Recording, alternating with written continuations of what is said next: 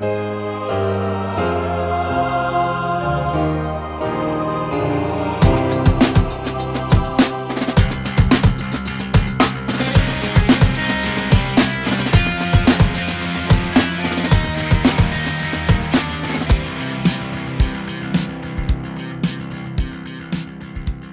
welcome to the Supper Talk podcast where we have all those conversations you don't want to have with your family. I'm Steve, and this is my son, Chris. Hello. And today we're going to solve all the world's problems by tackling China's dragon dilemma in Taiwan and why you're not invited to the table. So we're still talking about China? Yeah, man. I'm going to keep talking about China for a while because I'm just so worried we're going to go to war with them. Everybody is like the war drums are beating, boom, boom, boom, and you know both political parties are trying to make are trying to normalize having a war with China. See, The and this administration is is this is kind of the interesting like I obviously talk about the podcast a lot between in the barber shop, and I do live streaming every Wednesday, and I talk to followers on social media about what the podcast is about. And it's always the idea of like, yeah, we just, we see the world very differently, but one of the real values I think in this is not only do we see the world differently, we're paying attention to different things. And I think that what it is that you pay attention to is something that I don't pay as much attention to, which is, I think both of our conversations will be kind of interested because I don't know if you've paid attention to the thing that I'm going to be bringing up today. So I think I think this is a win as you continue to talk about China. But well. anyway, what's been on your plate this week? Let's see. On my plate, so last week I talked about the cougar that killed the dog. Yeah. So the city Did did Boulder end up. make any changes on what they're going to do about it? Yeah, it's so funny there. So now we've had two front page stories in the newspaper about the cougar killing the dog. Was there Um, another killing, or was it just another story? no, they actually darted the cougar. They found the cougar. They darted it and tagged it and relocated it. So that cougar is no longer in Boulder. No longer anywhere where it's going to reasonably like come back. Yeah, to Boulder, but that's kind of like Portland shipping off homeless people to other cities. Yeah, there's hopefully what they did because they intentionally don't say where they relocate. It's really funny. So like they the language they used in the article, they said that they detained the cougar. They didn't say that they tranquilized it. They didn't say that they shot it with a dart. They said that they detained the cougar, and they showed a picture of an unconscious cougar with its feet all tied together. How do you Uh, even know that's the same cougar? I mean, it was to say it was in the same neighborhood, so that makes sense. There's Fair, and they're territorial, so it's the same cougar. yeah, Could have just been, but could have been some AI picture of an unconscious cougar that they're trying to feed to you guys. yeah, but I thought that was an interesting word, detain. And then they're like, and in accordance with BPD policy, they're not saying where they relocated the cat. So I'm like, so now we're concerned about violating the civil rights of a cougar that killed a dog.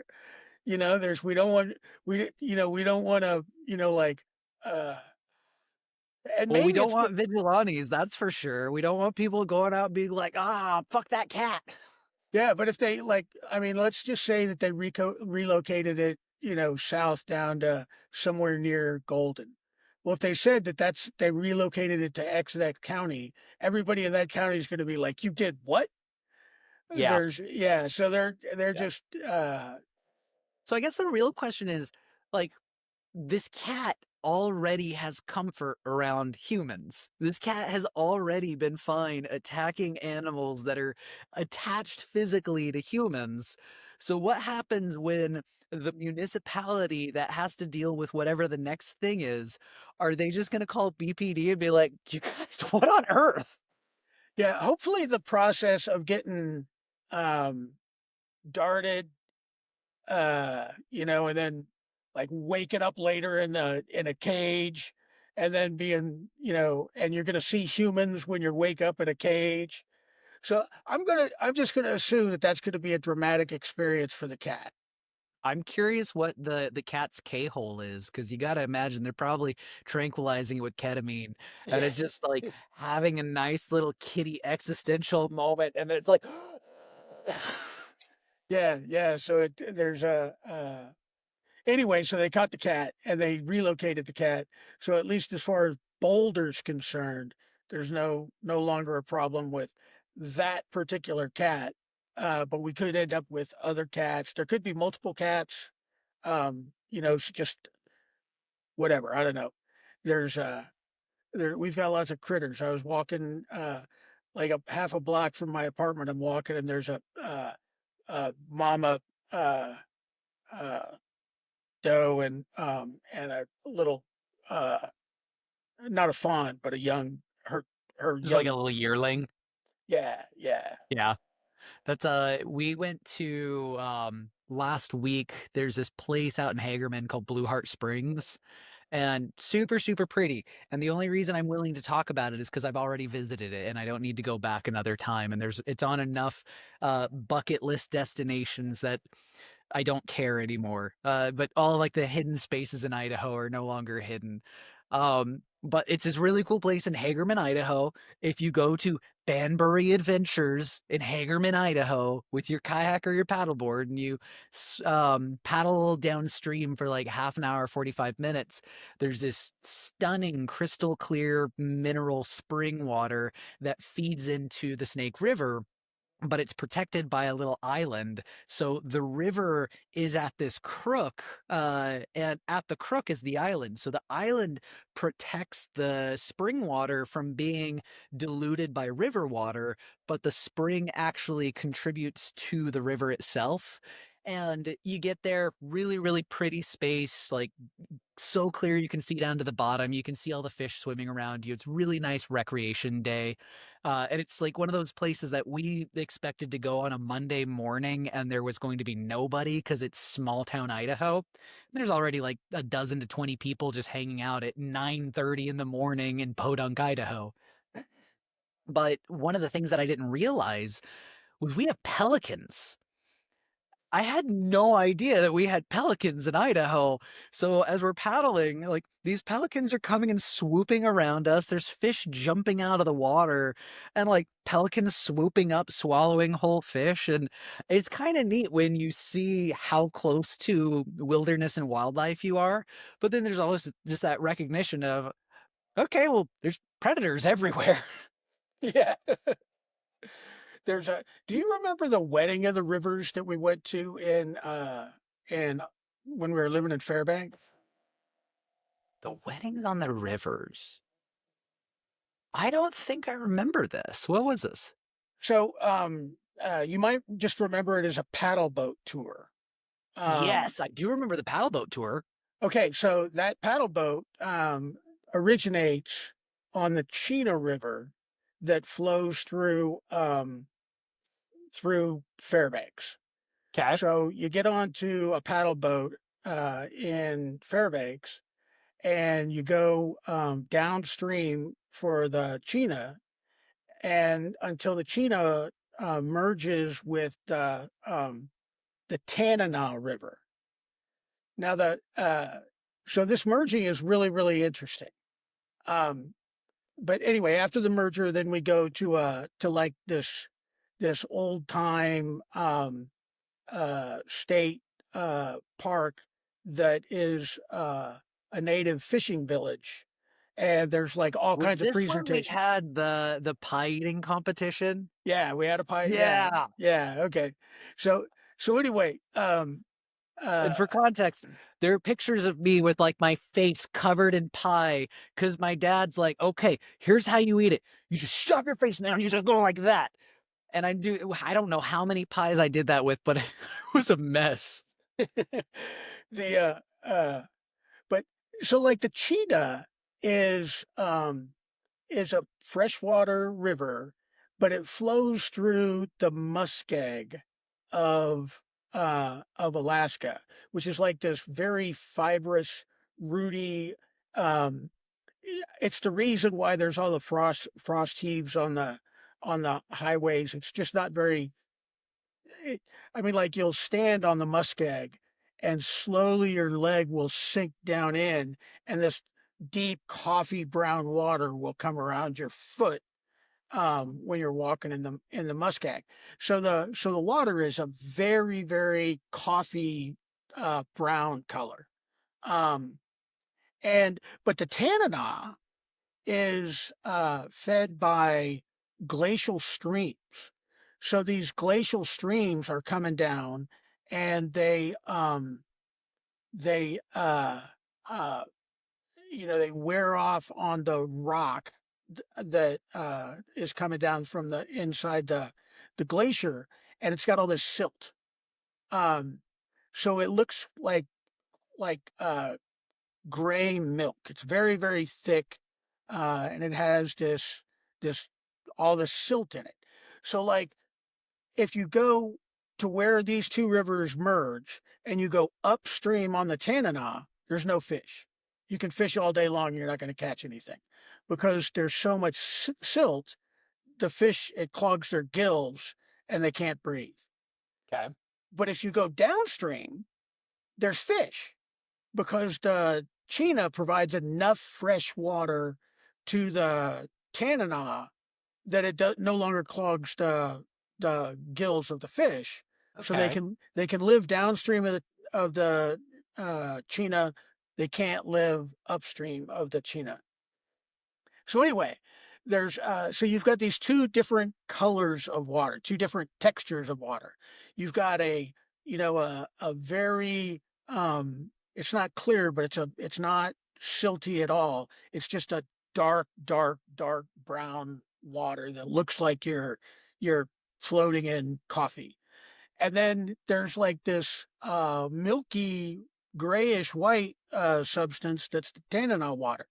So when you get to like a mile, maybe a mile and a half from the Tanana, if you look down at the Chena, there's these plumes of white that are popping up. So it's like, like when you pour cream into coffee and it Yeah. kind of like curdles around and comes up in like a cloud. Well, that's what it's like. So it's like this cloud of white that comes up and puffs, and cloud of white and cloud of white that comes up. So for that mile and a mile and a half, it's like looking down into this great big vat of coffee that is mixing with the cream of the Tanana River. And it's just caused because the the currents of the two rivers don't just merge and then go downstream in the Tanana. Some of the Tanana comes upstream, some of the Chena flows into, it's a merging of the rivers that takes place over a mile and a half on either side. So Yeah. it's beautiful. I mean, it's unbelievably beautiful because, uh, well, yeah, again, it's just like, wow, man, these two waters mixing and like, it's a very interesting merging of the waters. I was talking to there was somebody who was in the live stream that I was doing earlier today that lives in Wisconsin and oh, what do you have? Chelada Amada. Chelada Amata? Is this the seasonal stuff that Athletics doing? Yeah, so it's like a michelada, which is beer with like a tomatoey, uh, It's like almost the like Budweiser Clamato stuff. yeah, yeah. Yeah. So you when you put that inside your beer, that's called a michelada. Okay. So it's got tomato, it's got um, lime, chilies, pepper. I'm being a hippie today, and I have my wellness smoothie. It's a pressed juicery blend of pineapple, apple, mango, and banana. Because I'm on my weird kick right now. I got really excited because I do a So this was kind of interesting. This is what's been on my plate this week. I hit a new milestone with all my fitness stuff, and I am, as of Monday, 9.9% body fat, which is like, okay, I hit it. Now I really need to gain weight. Okay, let's go the other direction now. But I've been using Apple Fitness Plus for years. And I really enjoy it because it's very approachable. I've never really cared about fitness in my early 30s. And there was a day. So Haley's had back surgery. She's had hip and lower back issues for most of her adult life. And there was a point where she fell, and I was physically incapable of helping her out. I did not have any strength whatsoever. And I've never really cared about fitness. That was not something that I really dove into. It was more like, I sit down at my job, I play video games, I don't really care too much about it. But that was probably the single most emasculating feeling I've ever had is I can't help my wife up. And, I'm at an age where it just gets worse and worse and worse as time progresses. So I need to start doing stuff. And what's nice about Apple Fitness Plus is it's really approachable and it's really good for daily mobility. It's really good for daily strength. And I started doing a little bit at a time, a little bit at a time, but it kept wanting to be something where I would progress more. So eventually it's okay, well, I'm going to do more workouts and that'll be my progression, but I kind of plateaued. So about a month ago, I had just completely decided, all right, I'm gonna have a full blown AI trainer. I'm gonna train my ChatGPT on all the equipment that I have, what my goals are, how much I put in an effort currently, and how much effort I want to see. And I really want to start making some changes and truly progress, and I want to try and build some muscle. And it's been really interesting because there's one of the interesting things on the Apple Fitness Plus app, that if you go in after your workouts, you can track your actual effort. So, like when you're done with your walk and you've logged your walk, there's a thing in there where it's like add effort. Was this light? Was this medium or heavy? And I did a 6-month comparison, and it's literally definitive right at that month. It At the beginning of July, it just started going up because I started having AI do the things that I wanted to do. And it's been really motivating because I'm still working out 7 days a week, but I have built-in recovery days, and the recovery days are like active recovery. So it's core and conditioning or yoga. So that way I'm still active, but I'm not necessarily like overloading myself. So I'm on a big fitness kick right now, and thus the wellness smoothies. I'll have to bring one of my smoothies next week so I can talk about them. 'Cause there's a uh, I drink at least one smoothie every day, Well, sometimes because two. you have those the powder kits, yeah? Yeah, yeah, really fantastic. They're they're pre-blended smoothies and freeze-dried fruit that's been milled into a powder. So Yeah. you add water to it, and it just rehydrates, and it's they're beautifully crafted smoothies that like one's an immuno support, one's a calming blend, one's a cardio, so it's for heart health, and one's called Focus, so it's got a lot of berries that help with your cognitive functions. So The first time that you told me about those, aren't you using like juice as well to like the JUCE to get like the fiber nutrition? I think that was something you were doing, but we in my morning like protein shake, I put it's basically all of the nutrients and fiber in dehydrated fruits and vegetables, and it's a scoop in. It's like, okay, that's everything that I need for the day in one scoop. yeah, so there's so I have been using fruit juice as part of the rehydration for it, but I just really started that recently because of the other thing I talked about last week, my gout. Yeah. So So there's food you can eat, and it works. I mean, my gout attack is almost over, and the only thing that I've done is dietary changes. I haven't taken any medications, but I've started taking supplements specifically for that, and and I've been more determined about drinking smoothies. And so two of the things that you can drink that are good for it, one's cranberry juice and one's tart cherry juice. Yeah, tart Yeah, cherry's really hard for me to handle. yeah. So what I do is I've got, you know, a container of both of those, and I basically am doing half juice, half water, plus the fruit powder. Okay. Um and and then because I those veggies don't have too much protein, so I add to that a milled hemp seed protein powder. See, Um, and that's one of the hardest things that so I've always been like the skinny fat. Like I've never really been big, but I've never had any like fitness to me. And currently I'm 142, so I'm not like a big guy at all. And the goals that I've been giving my program is that I want to hit 160. I know that that's a difficult goal. I know that's a big amount of weight to gain, and really it's like that's my stretch goal. If I actually am trying to hit that, the next year when I turn 40, I might be pretty impressed with where I can make it if that's where I'm striving for.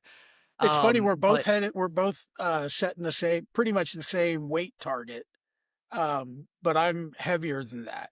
So I'm yeah, trying to lose weight to get back down to 165.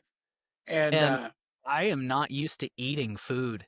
Like, and the amount of protein and the amount of just like constant eating, that's the problem that I have, which is why I'm at this low body fat percentage. Is like, okay, I'm doing all these things, but I need to add this other aspect in, which the Traeger's been fantastic for. I've got a brisket in the fridge, and I'm going to be doing my first brisket this weekend. awesome. Uh, but I just got the Meter XL Pro wireless meat thermometers on Prime Day, and oh my gosh, game changer. Absolute game changer. I am making so much meat and not screwing it up right now. It's awesome. I have a protein smoothie that I drink. So I normally drink one fruit and vegetable smoothie and one protein smoothie each day. And the protein smoothie that I use um, a it's you know it's a mix I get from Amazon. It's mostly pea protein, but Yeah. it's got like greens. So it's got kale and spinach and all this other stuff added into as part of the milling process. So not added in. It's not, it's just, so it's all whole food. It's all organic whole food, cold, cold milled. So very, people think that like drinking a protein shake is a highly processed food, but it's not. It's less processed than you cooking meat, um, because everything's done at a very low temperature with just drying and milling. Yeah, There's they're so trying to not break down the fibers. Yeah, but I use half of that pea protein, and then the other half is whey protein, which comes from milk, basically. And and again, same thing. It's just when they when when they make 2% or non-fat milk, they end up with all these solids that's left over. Well, those milk solids are whey, and so that becomes protein. And those both of those are chocolate. So I rehydrate them with coffee and cold milk. So it's like a mocha shake. Um, and I use whole milk, so it's got all the fat in it, and it's super. That's that is the big deal. If you're having a protein shake and you're mixing it with water, and then you compare that to having a protein shake and you're Yeah. mixing it with whole milk that has all the fat in it, it's like night and day. Yeah, I've been having I have sensitive belly issues with dairy, Oh, so yeah, yeah, all of yeah. my like all my proteins are pea protein and it's plant-based and I'm usually mixing it with oat milk. And for me, like I get a little bit of extra protein out of oat milk, not a whole lot, but the thing for me is it's just more palatable. It's so disgusting having those things with water. And like, I get it. You can do that, but why would you force yourself to do that if Yeah, you don't have to? and that's exactly why, seed milks are really good. Whether there's and so like some people drink oat milk because they think it's like hippie and it's better for them or something like that. But like if you can tolerate cow's milk, it is like it is hands down the best way of getting a completely natural product that has high protein and the exact kind of fat you need in order to convert it into energy. Whole milk uh is and it's so funny because the milk industry, you learn this when I was in culinary school. The milk industry is actually a solution to the byproduct of the beef industry, and it goes the other way around. So, like, in order to produce steers that get butchered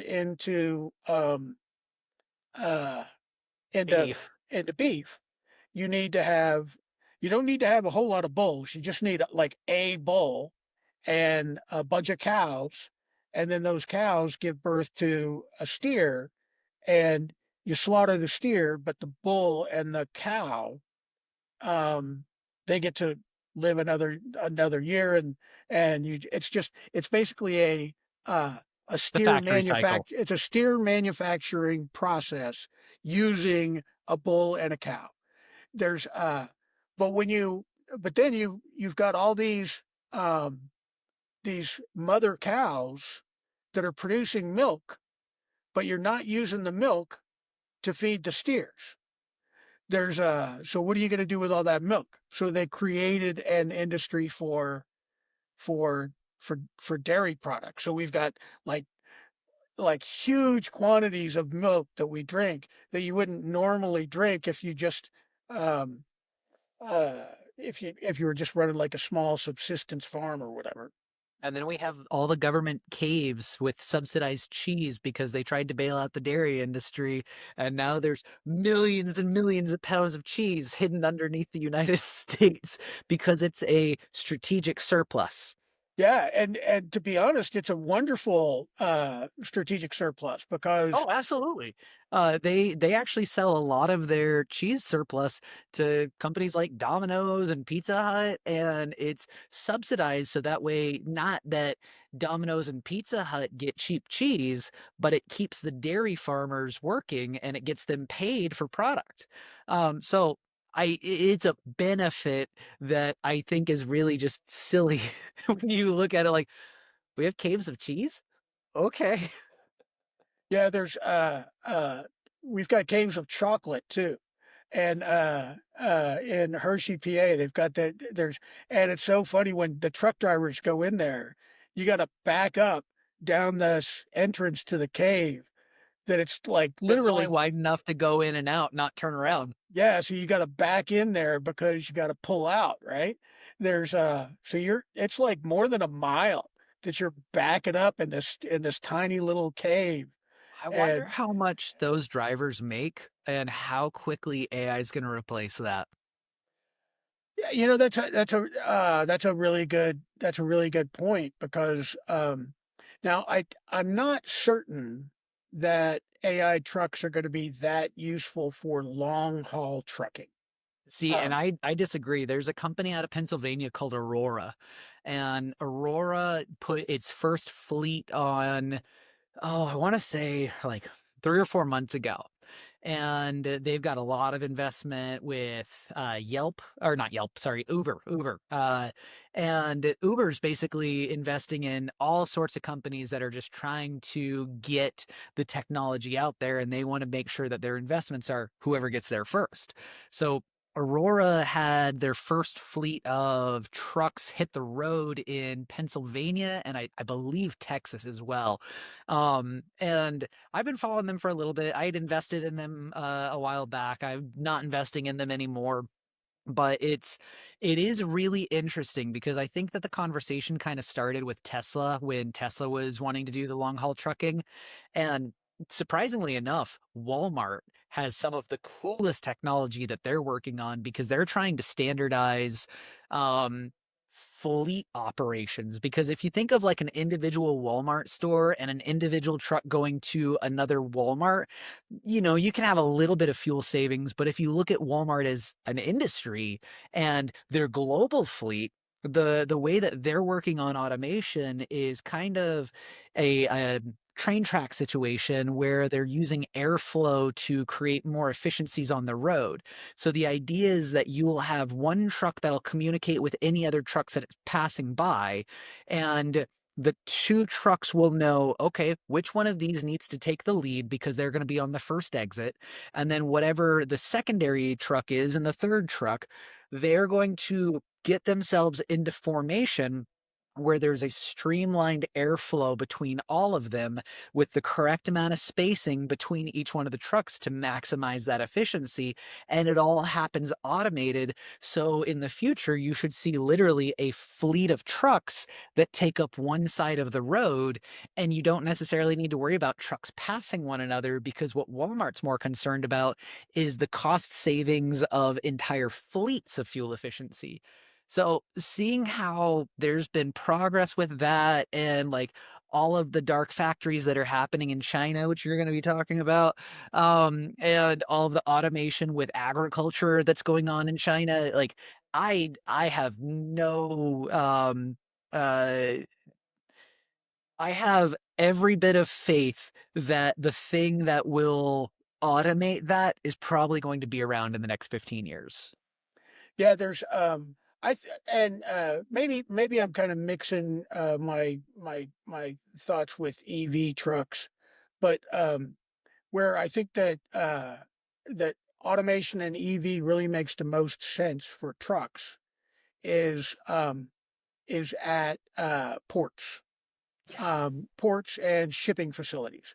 So there's it's just like when you go to a port, man, there is a line of trucks. I mean, you're just waiting in line to get access to the port so you can go find your particular, spot in the this huge shipping yard that's just filled with these containers, get the right container and then go. So it's very complex. Very, very complex, and there's a lot of bottlenecks.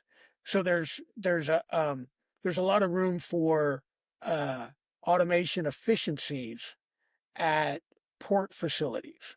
And the truckers unions know this. They're like really, really um, concerned, and not just the truckers, but like the Teamsters to work on the docks and because like Amazon now, their factories employ more robots than they do Mhm. humans, like way more robots than they do humans. There's not many humans inside an Amazon distribution hub anymore. Um, and Amazon is really fascinating there too because like they've got this fleet of EVs that they use um, for delivering some of their packages, but then they offload other packages to the postal service and to just like independent contractors who Workers, deliver. yeah. Yeah, and then like the third piece of it is people who don't have a truck; they just have their car, and they're like an Uber driver, but they're an Uber driver for Amazon. So when you order something and they're like, "Ooh, you get same day delivery." Well, that's not going onto their truck. They're paying some person who's got a car to pick all that stuff up and handle that. So they've got this really it's like a all hands on deck, uh, everything that works approach. Um, and that's why like Bailey and I have actually been talking about applying for doing some of those deliveries because I mean, at the end of the day, that's just time in a car that we can spend. One of us can be the driver, one of us can be the deliverer, and we can listen to audiobooks and just hang out with the dog in the car. And I know people who do it and they make pretty decent money on the side doing it. So it's interesting because it kind of fills a need, but it's also one of those gig work kind of jobs where like, okay, well, it's your car. You're putting mileage on your car. If you get an accident, that's your accident, and now you're liable for all the packages that you were holding for Amazon. Yeah, So and and the couple operations they really increase the efficiency because like while the one person goes in and delivers that load, the other person is getting the next one all ready and set up. So it's when they pull into the parking lot, they just pull into the parking lot, get out, grab the packages, go straight to the door, and then the other person is fixing the next one. So it's a very efficient operation, and and it's like I think I might have you know when I was thinking about the whole hot dog cart. The reason I got that cart is because I talked with a hot dog cart guy in St. Louis, and that's what he did is he worked in a park all day long. And so he would get up in the morning and go, you know, get the dogs and get everything all set up at the cart. And then his wife would meet him at the park. So they were retired and they literally just spent all day long hanging out together in the park, having conversations, reading books. And when people would come up and buy a hot dog, he'd sell a hot dog, and that was like their gig. And I was like, man, what a wonderful way to spend the day, just hanging out with your partner in a park, um you know, and making selling. money off of it, yeah. Yeah, and the only time he really got busy was uh during the lunch rush. And when he had the lunch rush, they would both work together, so they could get through, they could crank through the crowds and make a lot of money when the people showed up. But the rest of the time she was just hanging out, you know, reading her book or whatever, crocheting. And There was a food truck that was right next to the barber shop that it was just one guy and it was his food truck and he did breakfast burritos. And oh my God, they were so good. They were amazing, but he did it all by himself. And that was his downfall, unfortunately. He couldn't keep up with the efficiency, so he couldn't meet his demand. And any Saturday, you would have this huge line and like you'd get to order and he's probably like 3 or 4 burritos behind, so people just stopped going. It was worth the wait. They were delicious. But I had talked to him because he actually came into the shop and got his hair cut as well, and he's like, yeah, I just don't want to put this burden on anyone else. It's like, yeah, but if you had one other person, it wouldn't be a burden for either of you because you're splitting the work. yeah, and I mean, if you can just get one person to take orders and handle the cash, Yeah. and you have the other person that just focuses on filling the orders, then you're not like when you're working a cart, they you know you have to have two hands. So one hand is for holding the cash, and the other hand is for holding the food, and you can't mix them Yep. because Cash is dirty. yeah, cash is dirty. It's really dirty. So, Yeah. um, so if you can split those two things up, then it's not only more efficient just because you're distributing the work, but if you're the person handling the food, you can use both hands to complete the order. So, speaking of incredibly efficient things, what are you bringing to the table that is about China and the efficiencies that they offer the world? Okay, let me get my thing up. There's it'll this So, yeah, I'm going back to China, and I hopefully I'll be done with China, you know, sometime soon. But I'm really worried about it because I think it's I hear nothing but war drums, and they're the same war drums that we heard before Vietnam. They're the same war drums that we heard before um, the invasion of Iraq. They're the same war drums that we're hearing about, you know, joining the European war against Russia in Ukraine. Um, but it's turned into like this.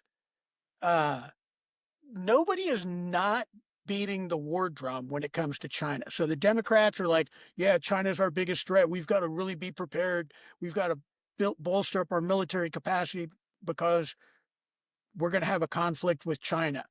And the Republicans are doing the same thing. And the entire media, uh, you know, monolith, every channel is, and it doesn't matter whether it's legacy media or new media. Everybody is like, yeah, China's a threat. China's against us. We've got to be ready to defeat China. And I'm like, I think that there needs to be a peace movement in the United States, and the peace movement needs to be like, no, stop, stop. We can't build an economy that needs a war in order to thrive. So today Well, I'm how going to do you talk. figure Raytheon's gonna be able to pay their bills? Yeah. And there, man, I'm just telling you. So anyway, I'm going to go to my script. So today I'm going to talk about one of the most dangerous flashpoints in global politics: China's intention to reunify Taiwan into their society. And I said it that way because it's very important. While much of the Western media focuses on Taiwan's democratic aspirations, today we're going to examine this crisis from a different angle, one that acknowledges that China's widely recognized legal claim to sovereignty over Taiwan and asks the hard question: should America risk a catastrophic war over what is, legally speaking, an internal Chinese matter? So if we got to begin by understanding how China views its options regarding Taiwan. So I started thinking about this week because the Center for Strategic and International Studies uh, released a report on this series of war games that they did. There was like 26 different war games that they did use for a blockade scenario with China trying to reunify Taiwan. So the interesting thing is, I mean, we're like, we think that China's like this secret society, but they're very, very open. And they have said, this is what we're going to do. And this is the way we're going to do it. And it's all, right there in black and white, obviously in Chinese. So you got to translate it. But, uh, but it's right there for anybody to see. So, um, 'Cause the one thing that we can all agree on is China is incredibly structured. yeah, and Yeah. there's it's so funny. I was listening to one of the talking heads on this wargaming project, and they were like, "Well, the weakness that China has is its lift capacity, the ability to move equipment from one place to another." I'm like, "No, they don't. They just they're because they can literally say, if you own a truck, report here because we've got a job for you to do." And every truck that is moving anything around in China can be can be very rapidly transformed into a Yeah. military transport. Has nothing to do with physically moving things. It's saying, "I'm commandeering this for this purpose." That's exactly right. And there's no, the people would You have. can't fight that. It's not like America where you can be like, "No, this is mine. You don't have the right to that because I have the right to my things." If you're in CCP, it's like, Okay, you said it. I do it." And we like to think in our American minds, we like to think that that's because they don't have any freedom, but that's not the case at all. I mean, No. they have freedom. They have just chosen to to to uh to to make the power of the state the central power, so that whoever is, and it's, if you compare it to ours, it's like that's why China was able to um, train and mobilize a high-tech manufacturing force so quickly. That's why Apple went there, because once they figured out the politics in China, there's it's like you go into a region and you talk to the regional governor and you give them whatever they want, then man, you've got workers that are they're like, yes, the party says this is where we're going to go, so I'm going to work as hard as I possibly can for so it's a very it's we are an individualistic society Yeah. and China is a collectivistic society. And to its credit, I think one of the most interesting things to look at is there was recent flooding in rural China, very, very close to the flooding that happened in Texas and the tragedy at Camp Mystic. And when you look at Texas's response to, okay, could we have known in advance? Could we have prevented this tragedy? Why didn't you get people out here fast enough? Versus China saying, like, you go do this, go save people. They prevented a significant amount of disaster because of how quickly they were able to not necessarily mobilize their forces, but create a response. Yeah, so there's so when we start talking about the reunification of Taiwan, so uh, and the most common um, scenario that we talk about is a full scale invasion of Taiwan by China. That's what we think of. It's like China's going to invade Taiwan, so we've got to go to war with China because of this invasion. But that's not the way that China does business. And and you know um so like the very first thing that China is likely to do is not a military operation at all. It's a police operation called a quarantine. And what a quarantine does is it uses non-military forces like their Coast Guard or their Maritime Security Administration, and those forces, those police forces, attempt to board and seize merchant traffic without any exchange of gunfire, and that's really important uh, because it's like Tiananmen Square, right? So when Tiananmen Square happened, we saw this huge military force, which was actually a police force, that surrounded the square. And for days, they were like, you guys got to leave. If you don't leave, we're coming in. You guys got to leave. If you don't leave, we're going to come in. And then eventually, guess what? They didn't leave. They came in, and a bunch of people died. So this Not is if you ask China. yeah, there's but but uh but that was an internal operation.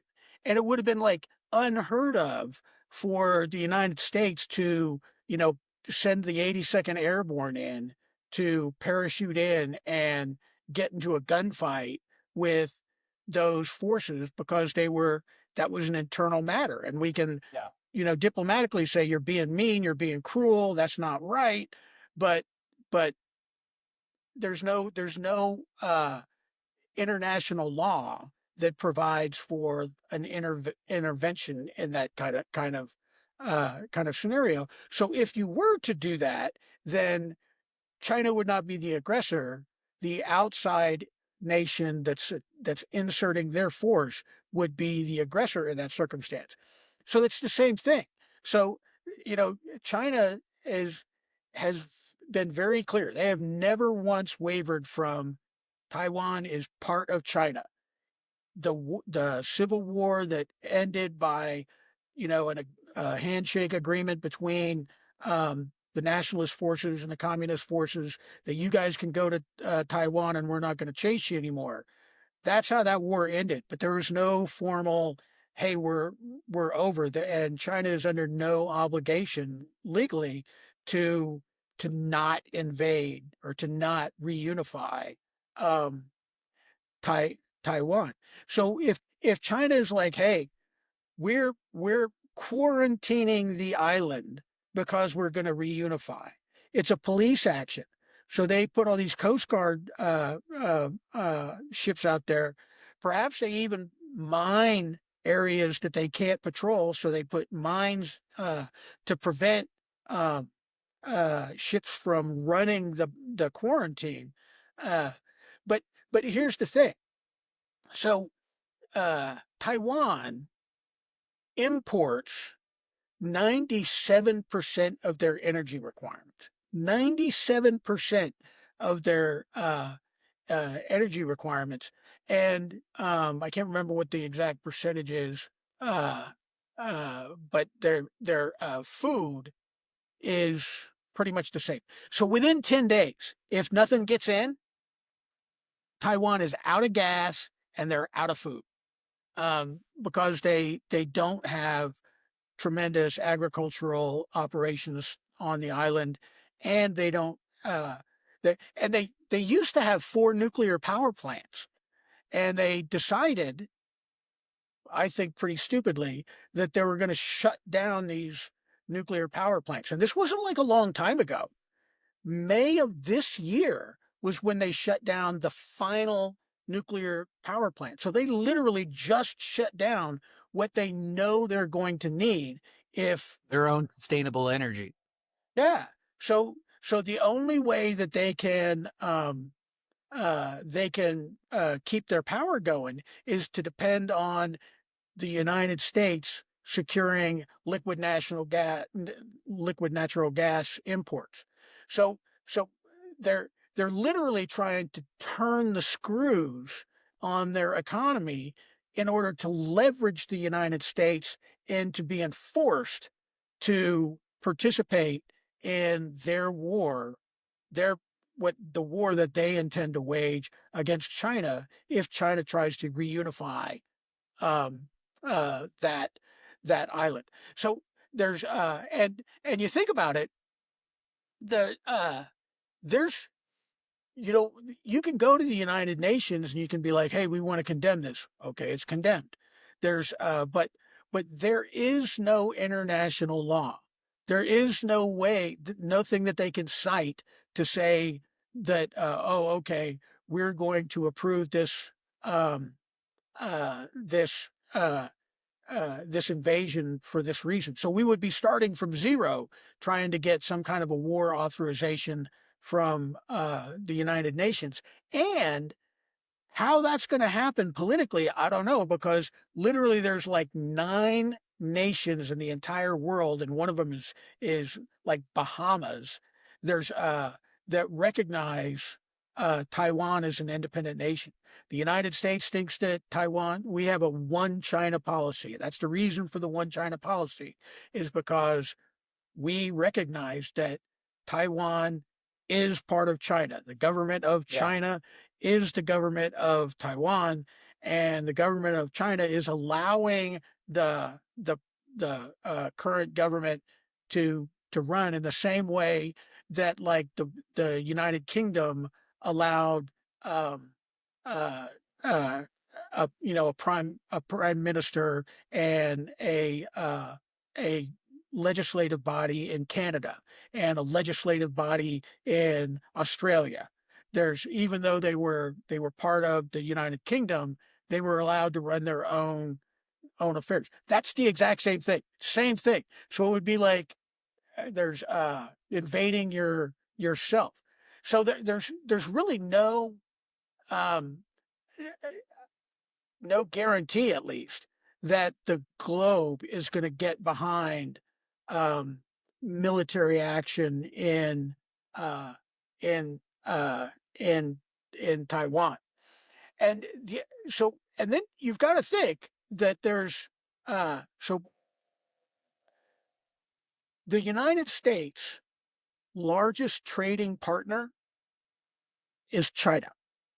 So Hmm. we keep thinking like, oh, we're going to put these tariffs on China, and it's not. There's if you pick up just anything around. You just pick up some device and look on it. It's I can probably going just to look say at my entire desk right now. Made in China, made in China, made in China, made it's in exactly China. so. And because China and Taiwan have such a corner on the microchip industry, so that means every business, car manufacturing, refrigerator manufacturing, air conditioner manufacturing, oven, microwave oven manufacturing, all those industries depend on the ability for free trade to continue to operate in the northeastern China Sea.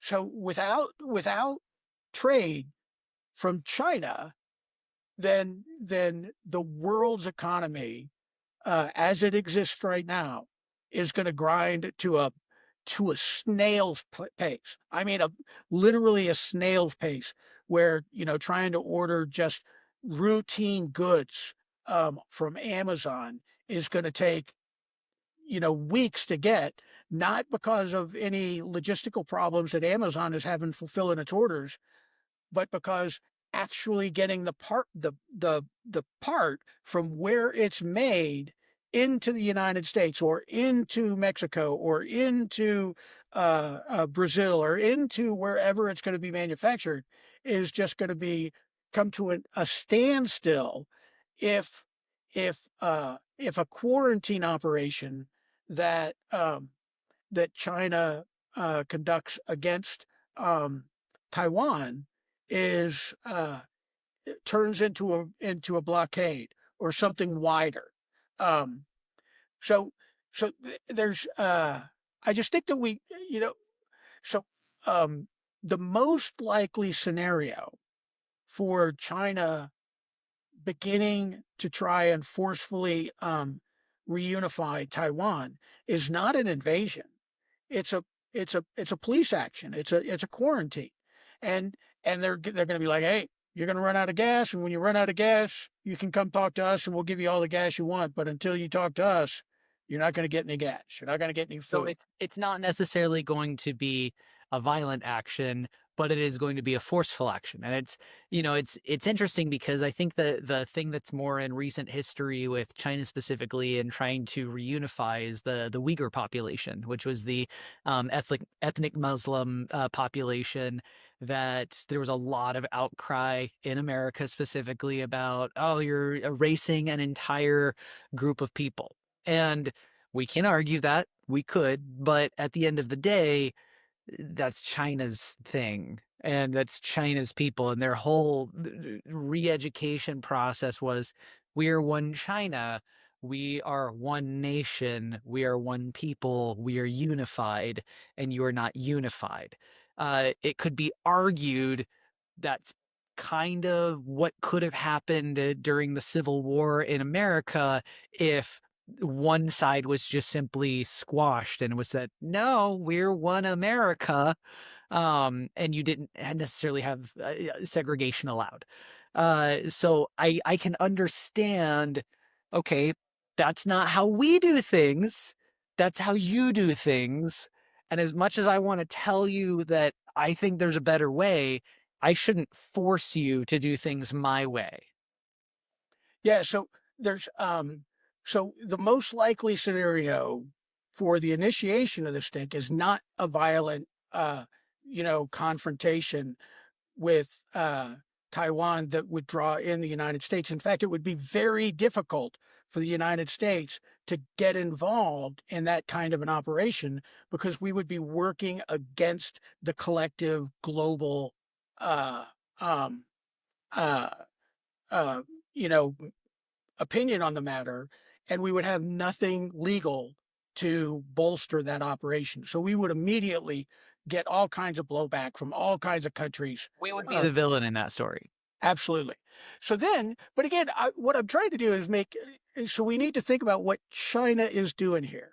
So China, they're in the same way that like we have a strategy that our Pentagon has published that this is our strategic strategy towards military operations world. We got to have multi theaters. We got all this. So we publish our strategy. Well, so do they, and and and nobody talks about it though. But they've got a strategy that they publish called the three warfare strategy. And the three warfare strategy isn't none of the three are kinetic violence. They're it's the three warfares is their approach to dominating the information domain. And the three warfares are psychological warfare. They want to, and they say this, they want to make sure that the people of Taiwan know that reunification is a done deal. And the only thing they're going to do by resist is cause themselves harm. But if they choose to reunify peacefully, then there's not going to be any no gunfire, no shooting at you, no shooting at me.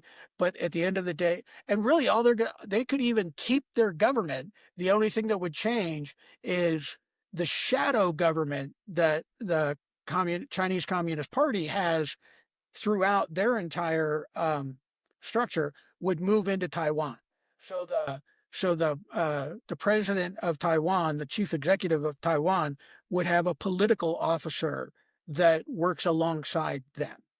The every mayor would have a political officer that would work alongside them, and that duality of having a a municipal official and a Chinese Communist Party person right next to each other is the way that they maintain communist control of their Yeah, company. because you can still ensure that, okay, you're the face and you're the face for this generation, but as soon as you're done, we're going to put our person in to be the new face, and it'll be a lot easier to transition into what the one unification is.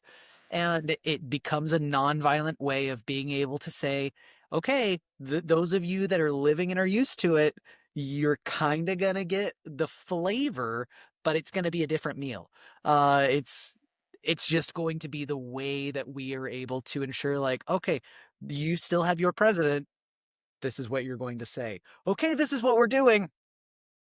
Yeah, so there's that psychological warfare, and then they run two other kinds of warfare: media warfare and legal warfare.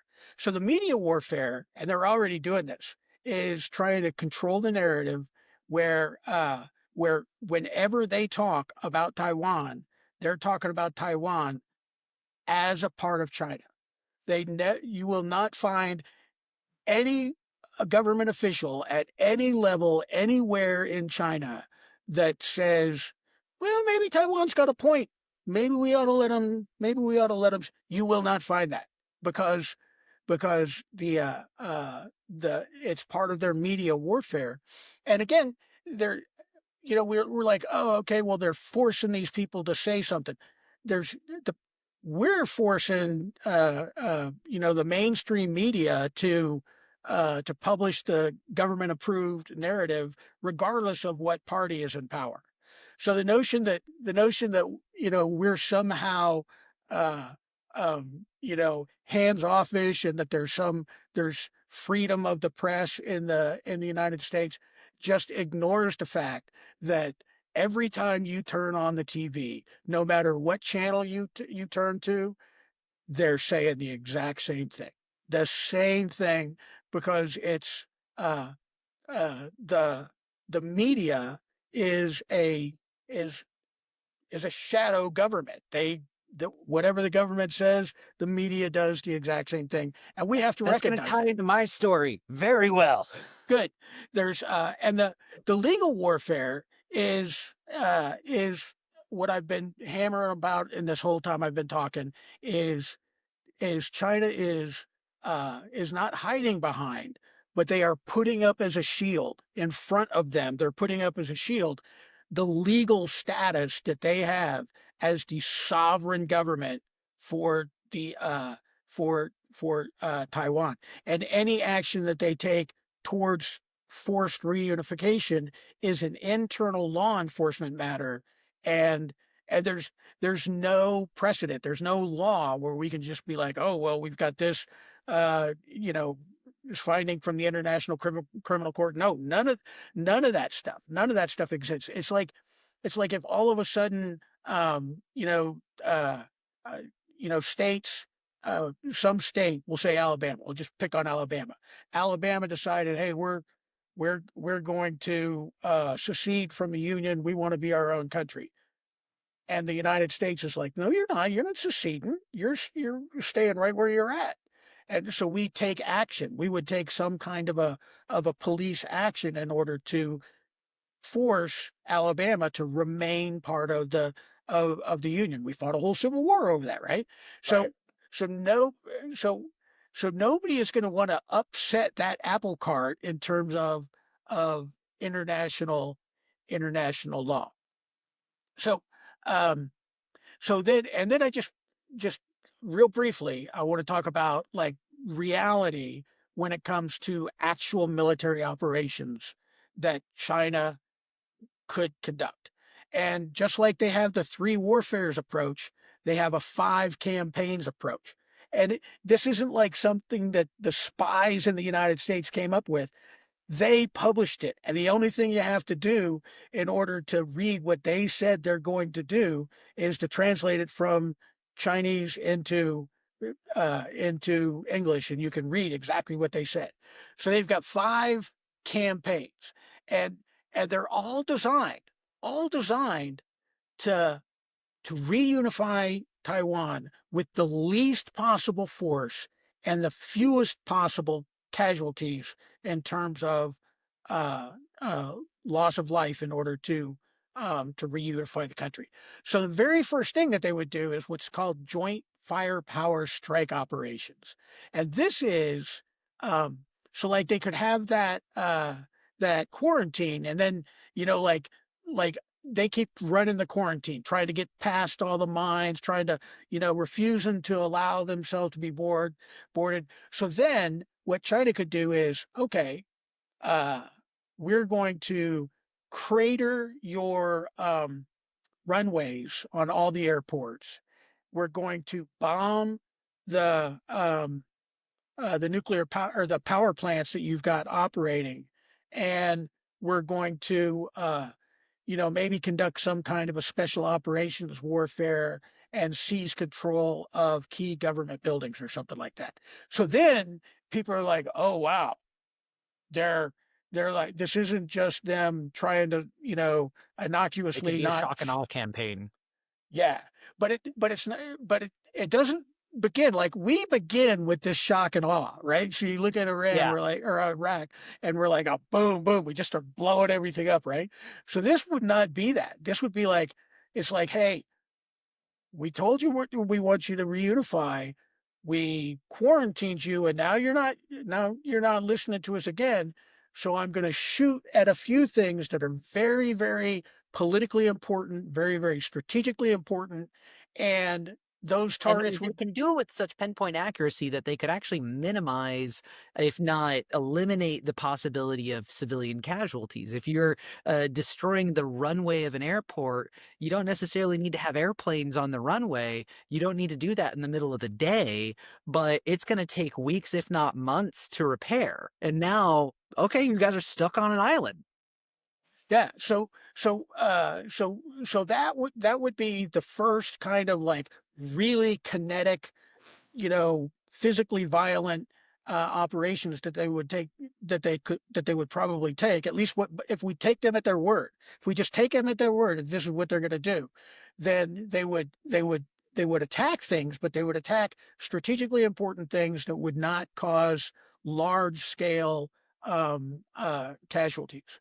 And then they've got another operation, another campaign. It's the joint blockade operation, and this is when they transform that quarantine into a military operation that is working against other forces. So now like maybe the United States is trying to take their maritime ships and run past the uh the uh the blockade. Well, this would be sinking that cargo ship, um, or maybe not sinking it, but disabling it, bordering it, and seizing all of its contents. It would be saying, you have entered our sovereign territory. You are not allowed in our sovereign territory. You came in there anyways. Okay, you're trespassing. Find Yes. out. So part of the quarantine operation is they circle the island at the end of their territorial waters, but then they establish what's called an exclusion zone. And the exclusion zone is if you come in here, you might get hurt. So they just publish it so that everybody knows, because we're going to be, there's going to be mines, there might be gunfire, there might be rocket fire, there might be all kinds of things. So So you want to stay out of these exclusion zones. And this is there's so and this is where I knew I had that written down. 70% of their food, so 97% of their injury of their energy, and 70% of their food comes in on ships. So it's very much like Hawaii. We lived on Yep. Hawaii, and if you made it so that ships could not come in and out of the harbors in Hawaii very quickly, that economy and those people are going to start suffering. So a blockade, and again, so that there's they don't necessarily have to use kinetic things. They can use electronic attacks. They can use cyber warfare. They can use very selective missile strikes against targets that are actually, trying to run the operation. And that blockade could be very devastating without a single soldier, not one single Chinese soldier having to set foot on the island of Taiwan. Which would also, to clarify the point you're making, wouldn't be invasion. Yeah. Well, so that is, at least according to their five campaign strategies, this is where, if that's not working, if somehow supplies are still getting in, Taiwan is still, bunkering down, and they're saying, "Hey, we're not going to give in. We're not going to give in. We're not going to give in." That's what they call the joint attack operation, and that's when there would be a full-scale invasion of Taiwan by the People's Revolutionary Army. Now, to clarify, would that be considered an invasion? Would it be considered an occupation? What would that look like? Because are you invading yourself or are you simply occupying that space? So this is only an external operation in so much as others are involved. Okay. So an amphibious assault from China onto Taiwan is not a war. All that is an internal action in order to enforce the laws, the And duly that's the passed laws. policing, which is the three strategies from the beginning. Okay, okay. And then the fourth option, at least according to them, is is a joint anti-air raid operations. So this is, and it's not just anti-air; it's also surface and subsurface. But this is where, if American forces tried to intervene in their reunification effort, then they would begin attacking American forces. So they might, like let's say a cargo ship is being escorted through the exclusion zone by an American warship. They would attack that American warship using anti-ship missiles, because it's an act of war that the United States is perpetrating against them over an internal action. So we can't go to the United Nations and be like, oh, like now we're like, this is the thing that's going on in Ukraine. Ukraine, to a certain extent, Ukraine has some credibility because Russia invaded Ukraine. Yeah. And the discussion, the reasonable discussions that we should be having about how the westward expansion of NATO forced Russia's hand. So like Ukraine is literally the only country left. Well, them and Belarus. So Ukraine and Belarus are the only European countries that border with uh, with Russia that are not part of NATO. There's and But they uh, were a part of Russia within my lifetime. Yeah. So so uh so so so this would be uh like like um uh if Russia was complaining, or trying to get legal status because, hey, we're just trying to reunify with Ukraine from before. No, because you attacked a sovereign nation. So if the United States joins in Taiwan's internal civil war with the People's Revolutionary Army, then it's like if France had joined us in our civil war, or if the British had joined us in our Civil War. Um, so so there's a so they would attack us. They would absolutely attack those ships, and they've said it. But that is their fourth option. So long before they get to where they're shooting any missiles at an American thing, they've already tried a quarantine. They've they've already tried um, uh, strategic strikes against key targets inside Taiwan. They've already tried a naval blockade. And now the United States is getting involved in that naval blockade and using American forces to attack PRA forces that are doing this. So now they're like, oh, okay, well, if you're going to attack us, we're going to attack you back. And it's not a secret thing. They're like, hey, if you do this, we are going to fight back. There's a, and then the last thing that they've got in their 5 campaigns, and this is probably, well, I won't say it's the least likely, but it's important to consider, is what they call joint border area operations. And the reason for that is India is kind of considered an ally of the United States. Um, Although that's not really the case. If you're listening to the news now, they're buying all their oil from Russia. We're putting all these And sanctions the on there. tariffs that are getting put, yeah. Yeah.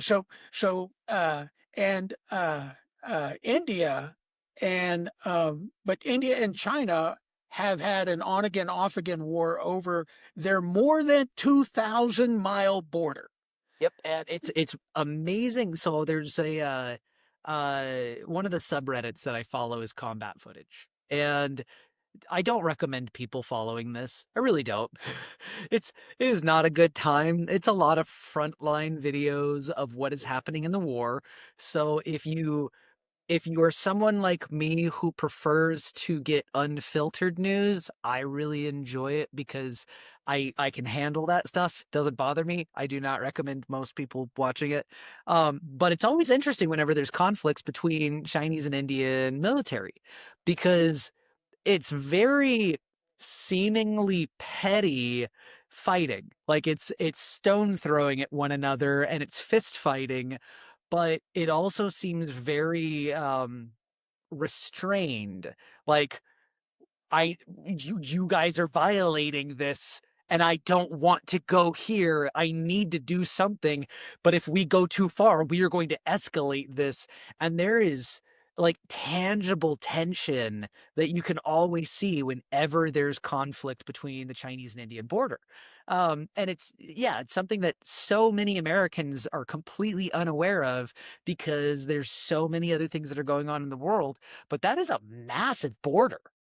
Yeah, and the other thing that it's not part of their strategy, but it's just important for us to understand is they also share a border with Russia that's more than 2,600 miles long.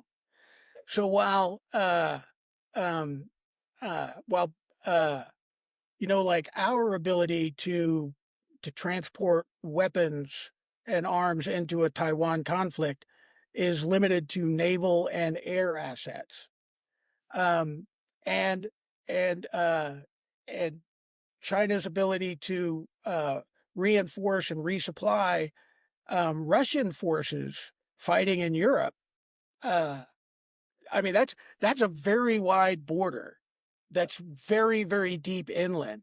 So the only way that you can really attack convoys of munitions that are going either east or west across the Russia-China border is by using strategic bomber assets, by using intercontinental ballistic missiles, maybe some by using medium range uh, ballistic missiles.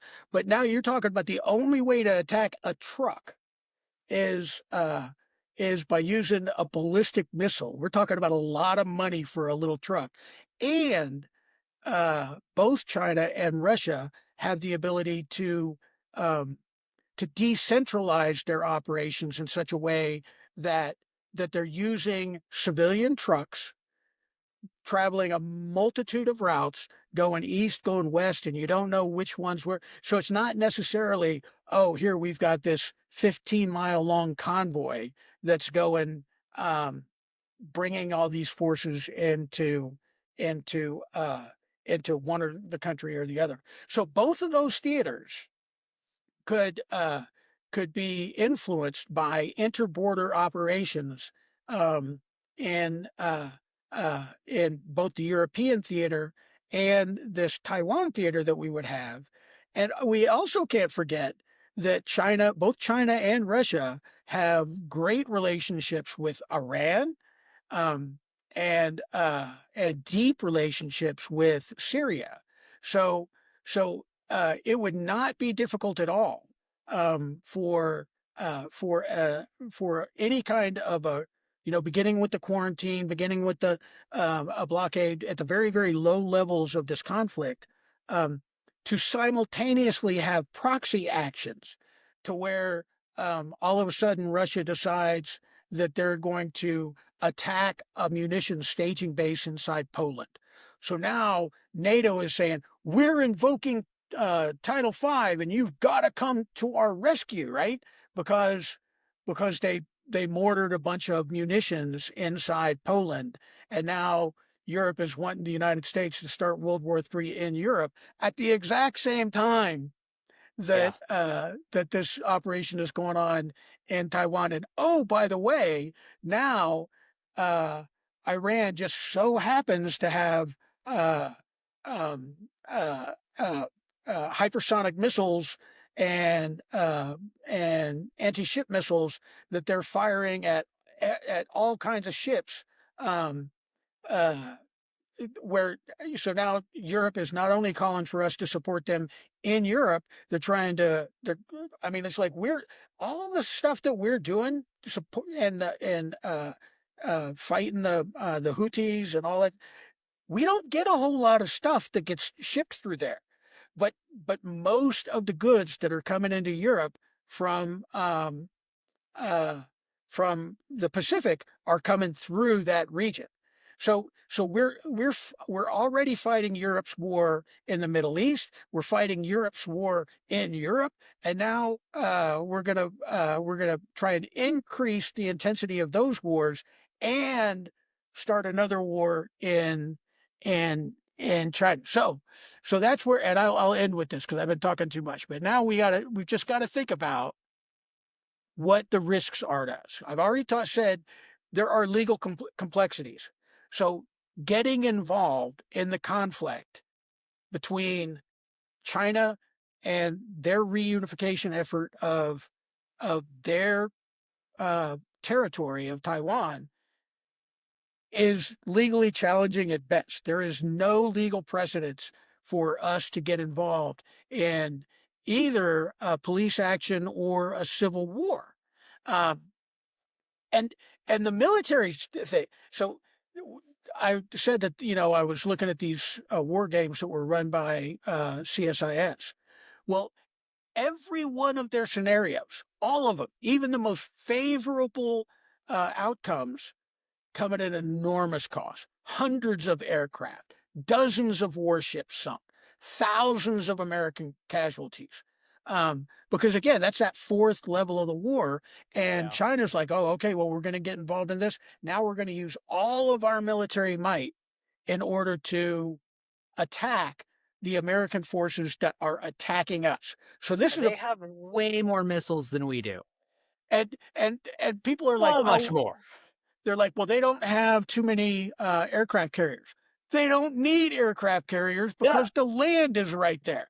And Yeah, they've got, they have so much land that they can have them strategically placed wherever they want, that they have enough of an advantage on their land that they don't necessarily need as much focus on the sea. yeah. And they're, and the last thing that we have to consider is, well, two things really. The first is uh, nuclear. Now, China has a stated no first use policy. So if as long as we don't throw a nuke at them, their policy is they won't throw a nuke at us.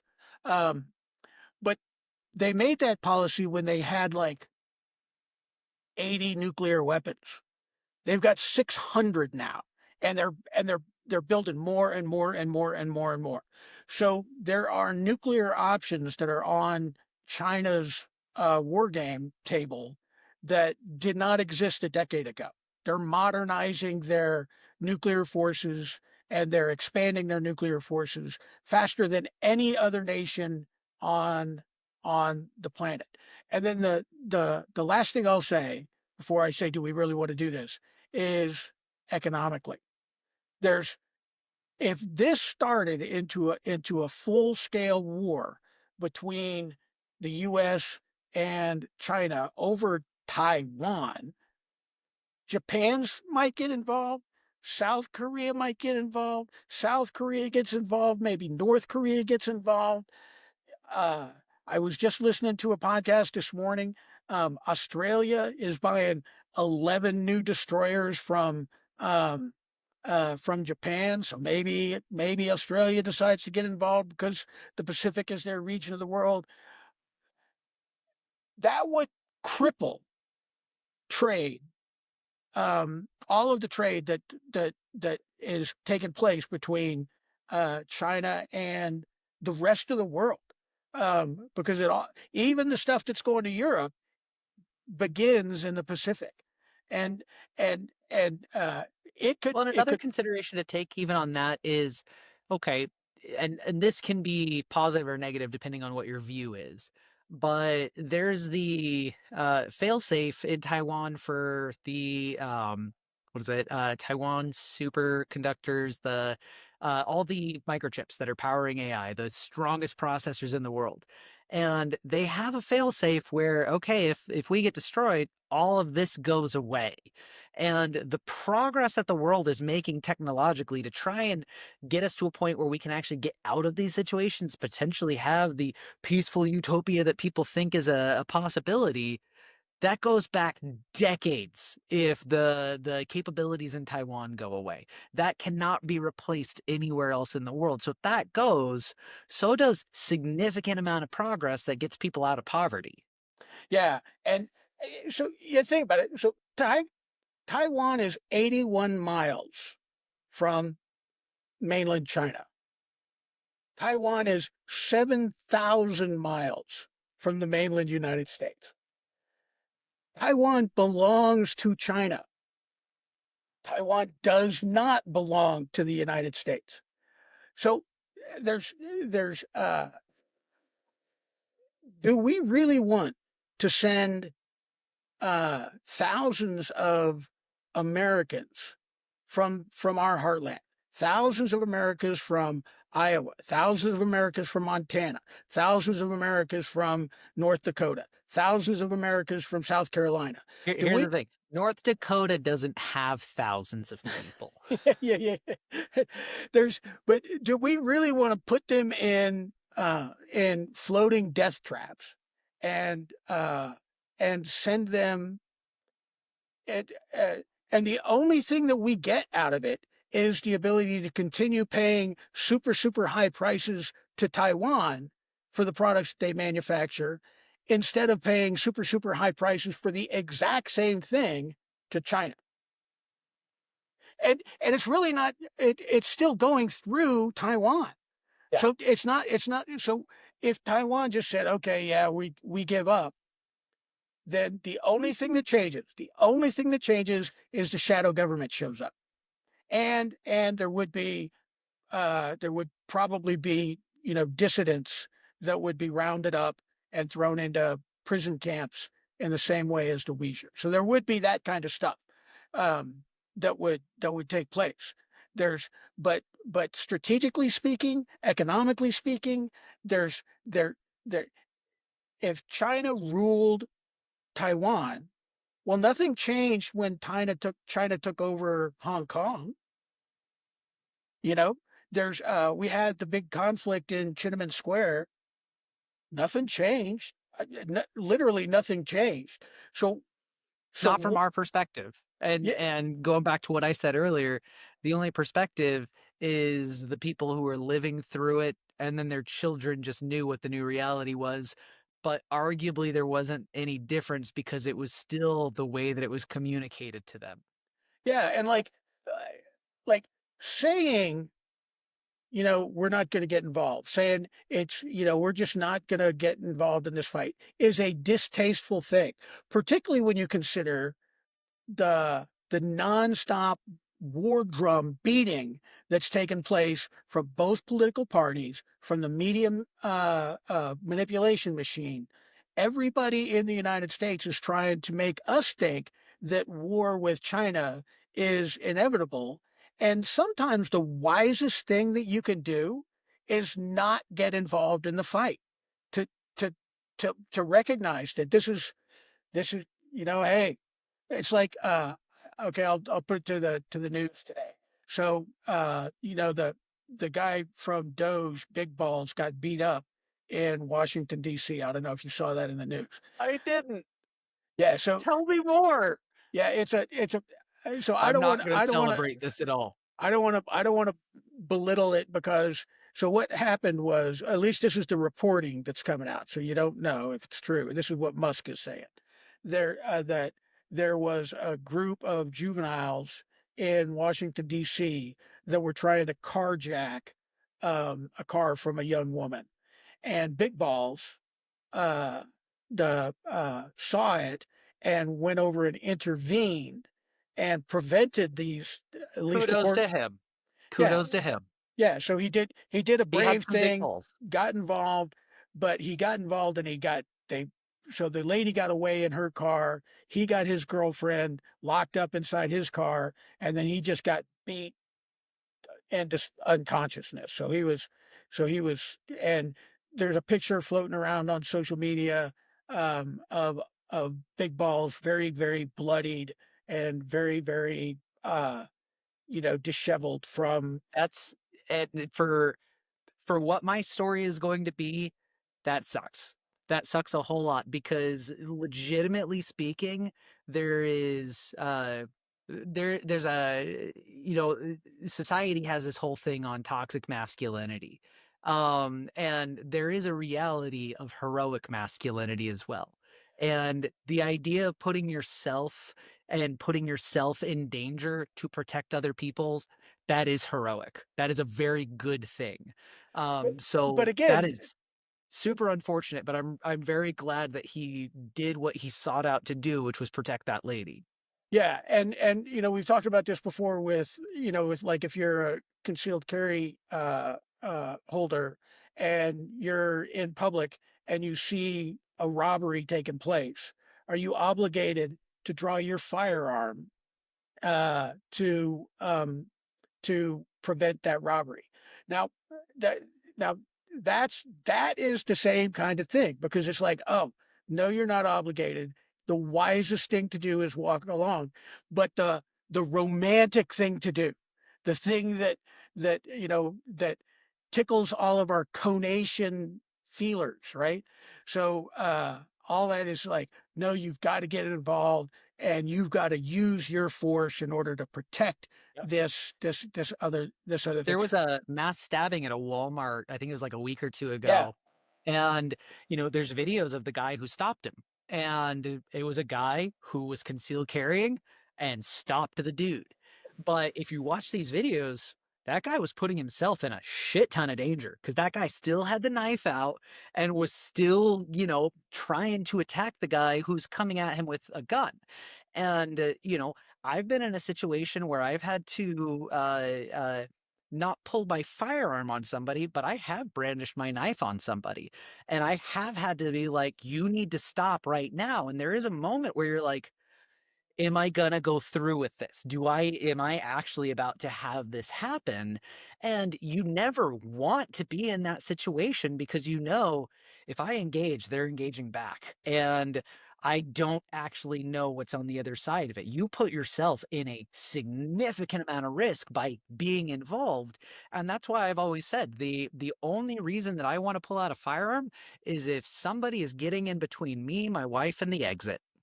Yeah, and like there's again using that same scenario, there's this crowd of people that are coming around it. So the Yeah. more people that come around, the less sure you're going to be of your shot because you need to know need to know where your target is and what's beyond them. And the Yeah. more people who are just coming in, and there's all these people. So now think about this in terms of China. So how many people, so one person, the president, and maybe the 400 and however many people in Congress probably not, but one person, the president, is going to actually make the decision to use force in Taiwan. How many thousands of Americans are going to be beyond that target, and they're going to be casualties for that one person's decision? Yeah. And if we look at the track record of our politicians since Vietnam, like literally going all the way back to Vietnam. These guys will start wars that we don't need to start. Yeah. Rich And people will send poor people to die for them all the time. like the initial response from the attack against our nation on September 11th, in all of those circumstances, that was like literally the only righteous war. When we didn't need to go to Vietnam. There was nothing you know existential about Vietnam to the United States, and the notion that all of Asia would fall if Vietnam fell was total manufactured bullshit. And it's the same thing with Iraq. Did we need to go to Iraq? They had nothing to do with 9/11. They had no weapons of mass destruction. Nothing that, in fact, you can make a really good argument that a strong Iraq kept Iran in check. So so we just don't have a, and this has nothing to do with our military forces. We don't have a a good track record of of wise decisions with regard to the use of military force. And if you look at the general officers that are in the military today, they're all politically motivated, and they all, throughout the entire global war on terror. 2 more years and we got this, sir. 2 more years, we got this, sir. 2 more years, we got this, sir. And they just kept going and going and going and going. And how many 2 more years is it going to take to get the United States out of a wider war in the Pacific, when it's not just China, but it's China and North Korea and South Korea and Japan and they're yeah, it's just so so the reason I'm so adamant about this is because if we don't start beating the anti-war drumbeat now, we're we're just going to watch it happen. It's going to unfold. You could literally write the script right now. You can say this is the way it's going to happen, and that's the way it's going to happen because everybody in our country wants to go to war with China. It's like the most popular thing right now is is oh yeah, we just got to get everything ready. We've got to be ready to go to war with China. Why in the hell are we so ginned up about about the reunification of a country, a very small island 7,000 miles away? Yeah. Anyway, that's I probably talked too long on. No, I like that. It makes a lot of sense, and it genuinely does. And that's one of the, it's there's this saying that I keep hearing in the barber shop over the last decade that the older you get, the more traditionally conservative you move because you just start understanding things a little bit differently. And it is one of the things where in the last, honestly, since Russia annexed Crimea, I think that that's been really when I've really been starting to pay a lot more attention to like the global scale of things. It's like, okay, I had friends that never came back from overseas for what? Because rich men wanted to get richer. And what's going on here? Okay, well, there's corporate interests that are lobbying politicians to make things happen so that way corporate interests and fiduciary responsibilities can be met. And ultimately it is just It's System of a Down. It's what they were singing about all this time is, why do they always send the poor? Because the rich people are not going to go. This is why we need, like, I want more John McCain's in politics. We can disagree on whether or not his policies are good, but he understands what it is to be in conflict. He understands the risk you're putting people in. This is one of the big reasons why I was a big fan of Nikki Haley. It's like, you as a military spouse and somebody who has understood what it is to have a husband who's deployed, you understand that risk. And I feel like it's one of the few things that a lot of my civilian friends will never understand. And it's such a weird thing, growing up military, you always, or military brat, you understand the perspectives that everybody's parents are making because you guys communicated it to us in such a well manner. Like, hey, this is the world that we're living in. This is the things that we have to do. Oh, when we moved to Idaho, and the closest military installation is an hour out, and most people didn't know anything about the people out in Mountain Home. It's like, okay, you guys don't understand the connectivity of all of this.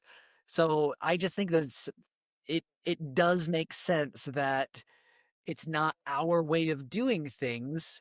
And yet at the same time, the most American thing is acknowledging we don't all do things the same way, and we can still collectively be a people. You just need to be able to expand that on a global stage as well, and try and make it so that way there's not the conflict that there otherwise wouldn't be.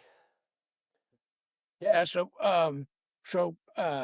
it's so funny. It's like my dad. I've become my dad. My dad would. Uh, I told you I read that book, The Man Who Ruined Capitalism. That's Yeah, yeah, about yeah. Jack Welch. So what's funny is my dad. He, I mean, he came of age during the golden age of American capitalism. And he worked at a local uh, paper plant where, as an executive, and and at that time you could. That's the kind of job that you would have for the rest of your life. That one job will pay for your house, your car, your kids going to college, and then he watched everything that book's about.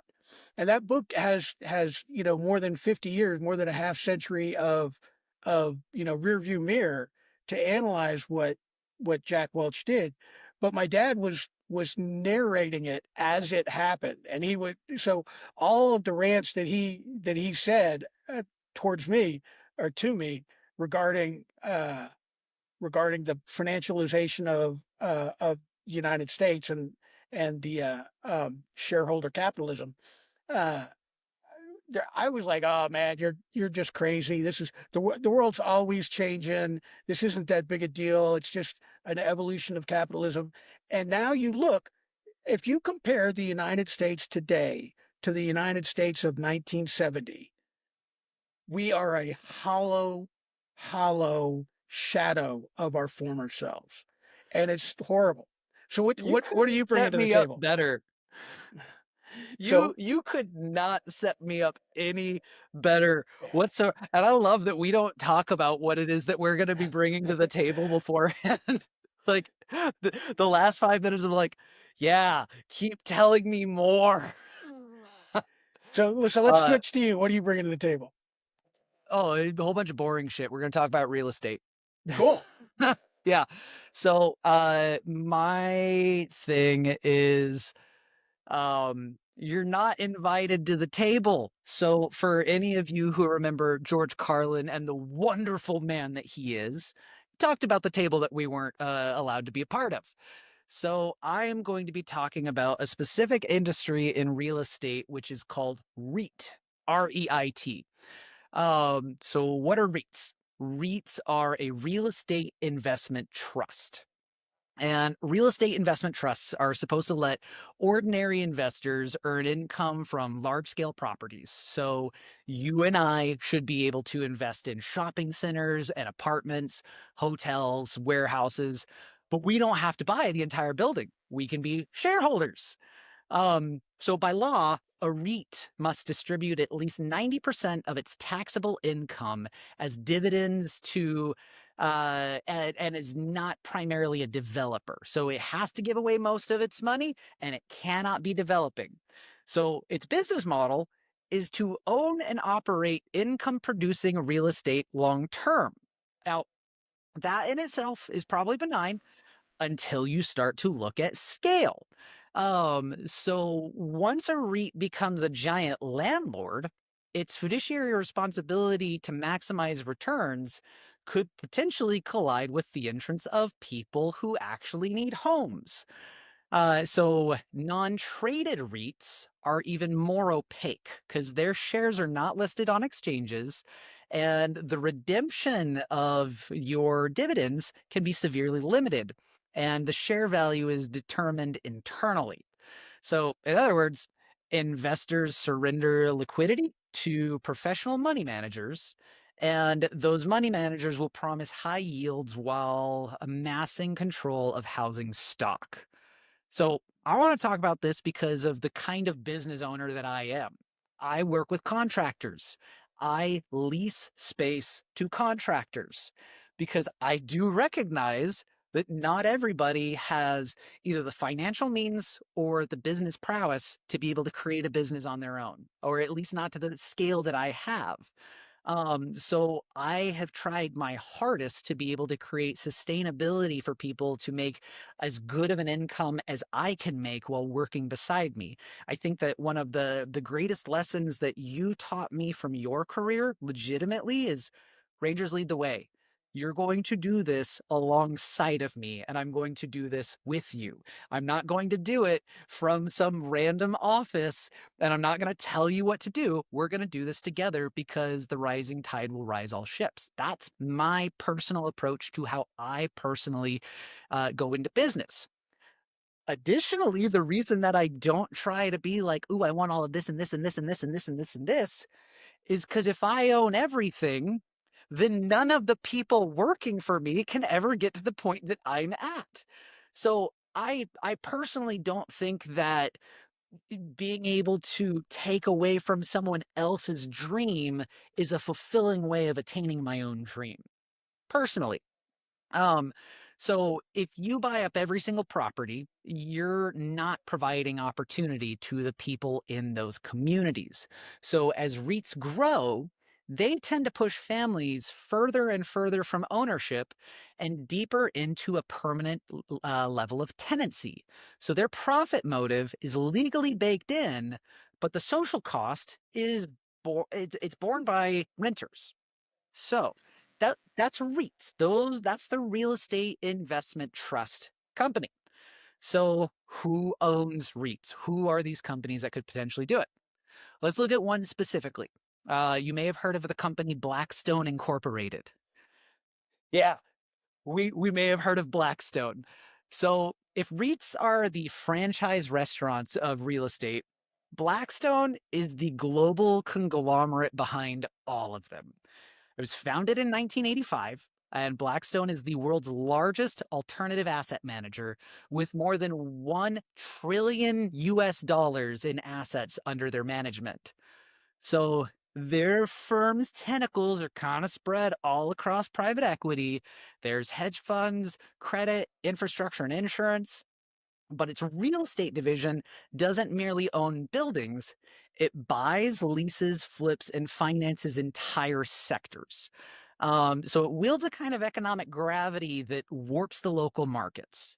Blackstone's strategy is opportunism. They'll identify a market, whether it's student housing, starter homes, logistic warehouses, and they pour billions of dollars in until they control all of the inventory and they can set the prices. So, for those of us watching housing costs triple in towns like Boise and Nampa, it's not investment of other homeowners. So, when COVID hit, especially here in the valley, we were not fully developed as a city yet, but we were starting to get discovered. And one of the most interesting conversations that kept happening in the shop for me was people who were trying to buy homes. And you would wind up having one of two things happen. The first situation that people would talk to me about is This is the price that I'm willing to put in. If they're asking for, let's say, 250,000, let's go in at 265. Okay, let's go to 265, and I'm willing to go to 290. And that's not how the housing market has ever worked. It's usually going to be the buyer's market, and we're trying to buy something from you. So we're going to negotiate down. But these companies were coming in and saying, hey, I'll just give you 350 cash right now. So the other half of people that were coming into the shop were individual homeowners trying to buy from individual homeowners. And those people who already owned the home knew what was happening around them and they were trying to prevent it. So there were people who legitimately had to create essentially an interview process and would say, hey, I've lived in Boise for the last 20 years. It's really important that I stay in this community because I don't want to see this community change. I know they're going to offer you a lot more money, but let me tug on your heartstrings a little bit and let you know how you could make my family have a good space. And that's I'd never heard of a real estate market where people had to sell themselves as part of the buying process. Um, so enter Breet. Now, Breet is actually a company that was started in 2017. It's short for Blackstone Real Estate Income Trust. So this is Blackstone's subsidiary REIT company. It's a non-traded REIT market as a way for mom and pop investors to benefit from the firm's real estate prowess. So you and I could be a part of REIT and we could invest in real estate because real estate is always making money. Now, REIT focuses on rental housing specifically. There's industrial warehouses and data centers concentrating roughly 70% of its portfolio in the Sunbelt states. Now, the interesting thing about this is when it says that they are going to rental units, it doesn't necessarily mean that they're just building apartments. These are companies that are coming in and purchasing single family homes, flipping them into rental units, and then never putting them back on the market. So this boasts a steady return, and not only as long as people keep paying the rent, but in late 2022 and a lot of 2023, Bree also began restricting the investor withdrawals after redemption requests exceeded 5% of the net asset value. So, for products sold on an income generating liquid investment, getting redemptions looked like a company telling the clients, thanks for your money, but you can't have it back yet. So, this decision laid bare kind of a single truth. When the market turns against them, these funds will privilege capital preservation over investor access. And that's not how the stock market works. If I want to pull my money out, I can pull my money out. That's how free trade is supposed to work. Now, this is all context to the story that I want to tell. And the story that I want to tell is about a woman named Wesley LePatner. And have you heard of Wesley LePatner in the news recently? I have not. Okay. So Wesley LePatner was the public face of Breet. She was summa cum laude Yale graduate. She's a former Goldman Sachs banker, and she quickly rose at Blackstone to become the global head of Core Plus Real Estate, and she's been the CEO of Breet. So LePatner she has an amazing storied career. She served on the board of the Metropolitan Museum of Art, the New York Restoration Project, the UJA Federation, and there are a lot of colleagues that have described her as a brilliant mentor and champion of women in finance. She also oversaw a portfolio that pushed deep into America's housing stock and in industrial infrastructure, and she worked to make sure that Blackstone's billions would contribute to the scarcity of affordable housing. So philanthropy and profiteering often coexist in the same biography, and that's okay. If that is the circle that you are a part of, then you are going to do good things for the circle that you are a part of. And if you are part of the elite wealthy, you are going to do things that are very good for the elite wealthy. And some of the ramifications of what's good for the elite wealthy are not necessarily good for the masses. So Why am I talking about this woman? Well, the day before my birthday, the 28th of July, the lobby of Blackstone's New York headquarters at 345 Park Avenue became a killing ground. At around 6:30, a man named Shane, a 27-year-old surveillance worker from Las Vegas, walked in wearing body armor and carrying an M4 rifle, and he'd left his home in Las Vegas 2 days prior, drove cross country to New York, and he opened fire in the lobby, killing 4 people. Now, this is a tragedy in the exact same way that what happened to Big Balls is a tragedy, and I do not want to take light of that whatsoever. I'm not advocating violence by any means. What I want to talk about is the media's portrayal, because you have no idea who this woman is. What the media has been talking about is how this man had a note in his pocket for CTE, and they made a correlation to the NFL offices that were in the exact same space. But let's look at the 4 people that were a part of this. So you have 2 people that were running security. There was an off-duty New York police officer. There was a security guard, and then there was a property management employee, as well as Wesley LePatner. So I personally do not understand why it is that the media is saying so much about the NFL when it seems to me that this shooting is about a real estate company as well as the people that are hired to protect the people in the real estate company. Shortly after his rampage, he took an elevator to a higher floor and he shot himself. So unfortunately, we may never know what his actual motivations are. So authorities found a suicide note in his pocket claiming he did suffer from CTE, and it did reference the National Football League. And the note said, "Football gave me CTE, begged for his brain to be studied and warned, you can't go against the NFL, they'll squash you." So investigators believe that Tamura intended to target the NFL's offices, which occupy several floors in the same building, but he took the wrong bank of elevators. So it's crucial to note that police have not linked Tamura to Blackstone or any movement against landlords. I want to make that perfectly clear. This is my speculation and then my assumption of what is going on because of the way that media likes to portray things. So here's why my opinion kind of diverges from the critical narrative. Victims in the lobby were all connected to the real estate investment industry. And security personnel protecting corporate executives and the CEO of a firm that profits from rising rents, while Tamura's notes fixated on the NFL, his bullets struck people who operate and defend one of America's largest landlords. In a society where economic anxiety is boiling over and trust in institutions is collapsing, I can't help but wonder whether his rage found his target by accident or by design. And we should acknowledge that there's no evidence that was inspired by class war rhetoric, but dismissing the symbolic resonance of the attack, I think, is silly. Um, so, as my speculation kind of comes into all of this, here is why I think it's important to focus on this part of the story that other people are not. And his name's Luigi Mangione. Let's be real for like a couple minutes about what has happened since November. I I'll be perfectly honest. I wasn't sad that day.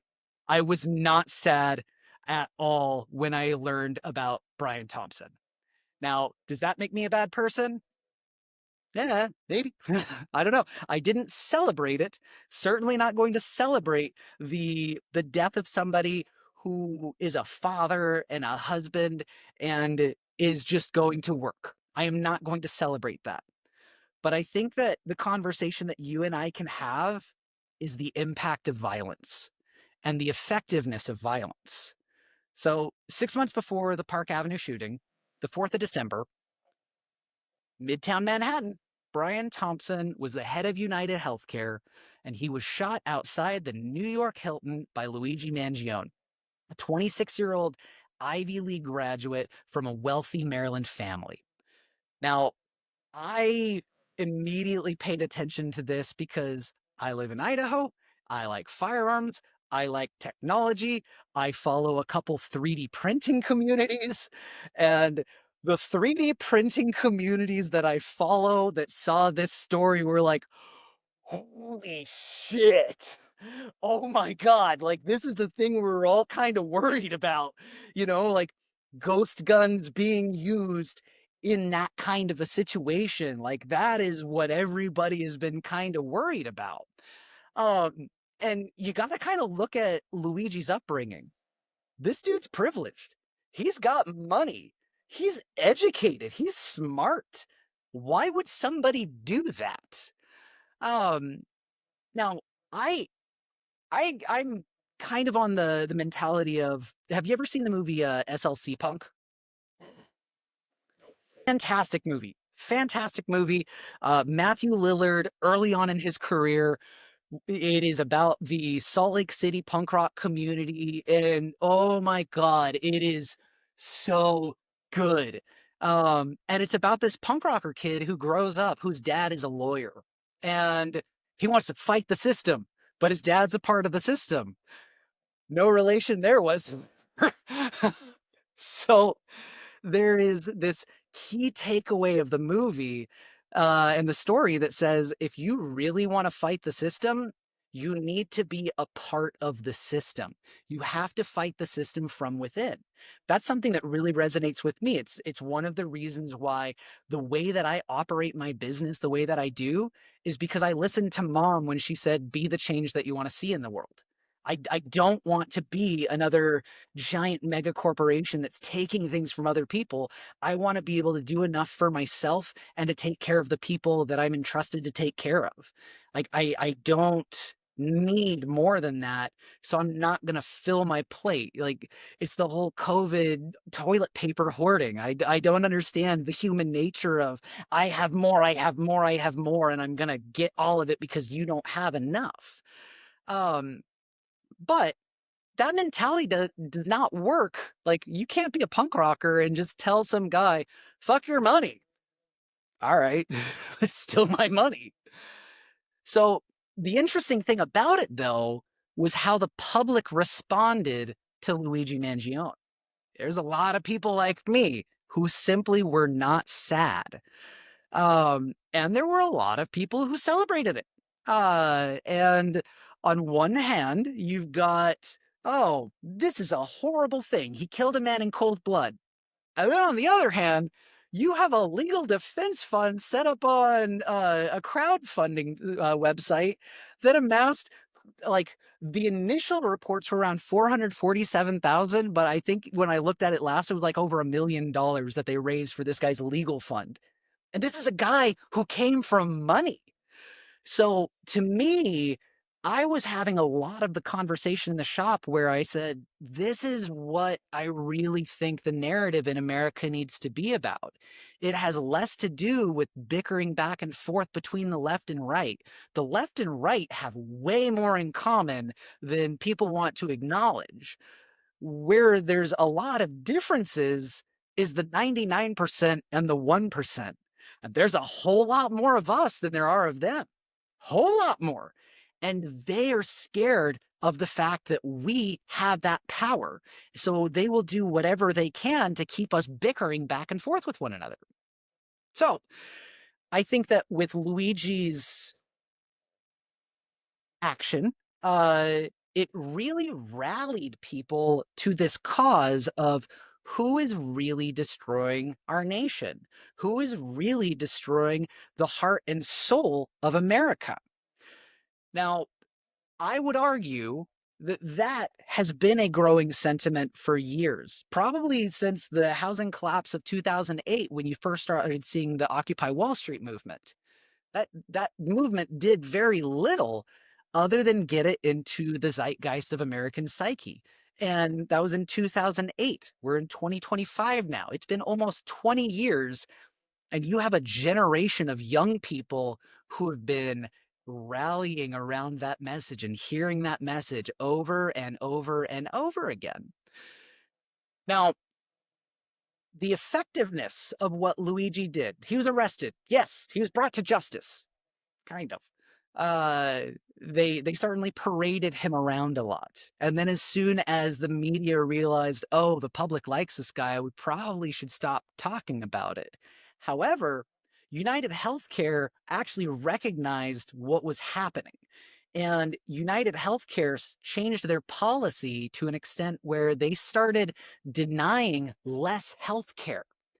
And this is where I think that violence is impactful, regardless of if you advocate for it or not, because there's a current lawsuit against shareholders or from shareholders of United Healthcare against United Healthcare because in their decision to deny less healthcare, they're not fulfilling their fiduciary obligations to shareholders. Greedy capitalists are mad that a health insurance company is doing the thing that they're supposed to do because someone shot and killed their CEO. So, again, you have the simplicity of the masses with a little bit of plastic and metal versus money. And plastic and metal scared the people with money. So, do I think that this is a direct causation of what happened the day before my birthday? No. But I do think that we're starting to see kind of a boiling water situation where I don't think that this is going to be something that is going to go away. And again, not advocating for this, not even a little bit. I don't want to see violence, and I don't want to see people go out into the streets and do horrible things. But there's a comedian, Ari Shafir. He was on an interview recently, and he was asked the question of like, "What do you want to see change?" He's like, "Oh, politicians need to die. Anarchy. That is the only thing that is going to change, because if there's not something radical, nothing is going to change." And if you look at America, it was a radical revolution that caused change. So I'm more curious on what your opinions are of specifically how the news media kind of portrays these things. Do you think that if the mass media would have reported this, I think it would have been accurate, but do you think it would have been positive to accurately report things so that way people can see what is actually happening? And on the flip side of that, if people have an opportunity to see what is happening, does that give corporations better opportunity to provide their workforce and their executive teams with better security? And the reason that I ask this question is I have a client who is 7-year-old man. I like legitimately, he is who I want to be when I grow old. He is the most inspiring person I know and just beat stage 4 lymphoma. His wife is on the board of directors of a health insurance company that's based here in the Treasure Valley. And with the whole Luigi situation, it happened. He came in that week and we had a really interesting conversation. And I was like, so here's a really awkward question that I don't think a lot of people will ask you. But your wife is in the position of what, this whole situation is about. What have you guys been talking about? And his reaction was, I'm really surprised that it hasn't happened sooner.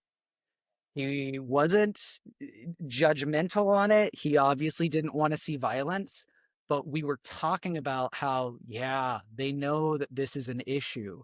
And immediately that company delisted all of their executives off their website. They all got a private security force and they're now following them. So they're protected.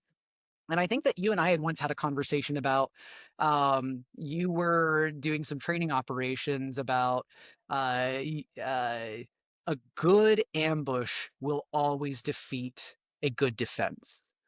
And I think that that's one of the situations that corporate protection has is you might have people that are doing private security. You might have people that are trained in some sense, but do you have adequate security for the reality of how the 99% of Americans are feeling towards the 1%? There's I kind of want to maybe go up a little bit in altitude with regard to the utilization of violence in order to achieve political gain. So so one of my heroes, Martin Luther King Jr., wonderful man. Um, uh, there and people talk about him as this tremendous practitioner of nonviolent protest, um, but that's not really true. uh, uh, Misleading. yeah, it's there. I mean, so it's true that that Martin Luther King Jr. intentionally used the nonviolent actions of the people uh, in the civil rights struggle on his side.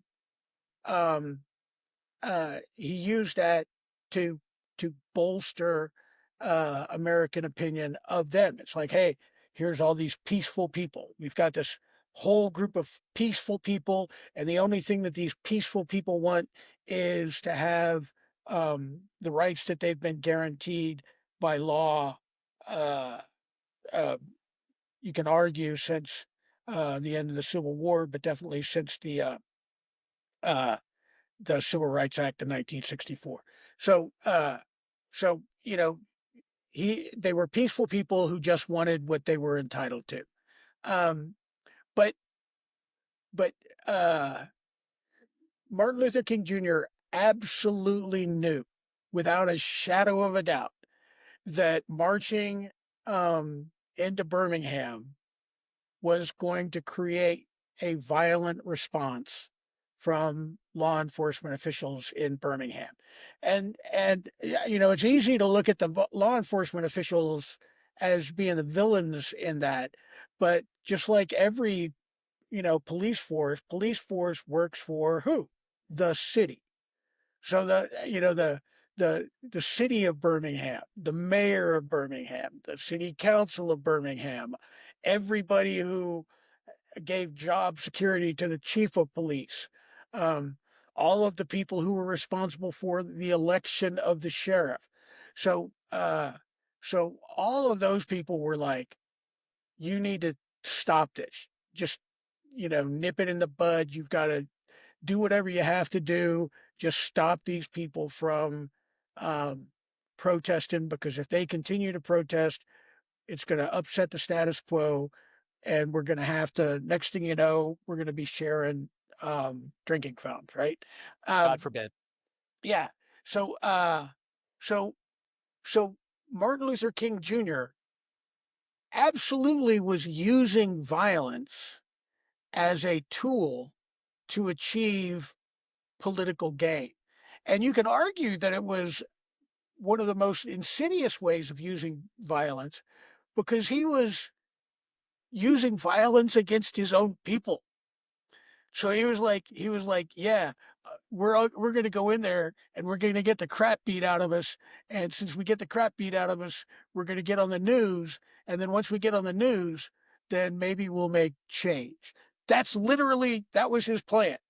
And, uh, and it worked. Which I mean, is effective because it showcased the violent undertones, which is exactly the point that he was trying to make, but he walked people into the firing range. yeah. And so, and I'll just give one more little anecdotal thing that kind of, because what he was doing was manipulating the media. He was using violence in order to manipulate the media to portray his people in one way, and to portray the other people in a different light. So he was using violence to manipulate the media and achieve a political gain. So in that sense, Martin Luther King Jr. was a terrorist. He was using Oh, sorry. To that point though, and in the vice versa. Again, not celebrating the shooter. I don't celebrate what he did because he was actively engaging other people. not supporting that.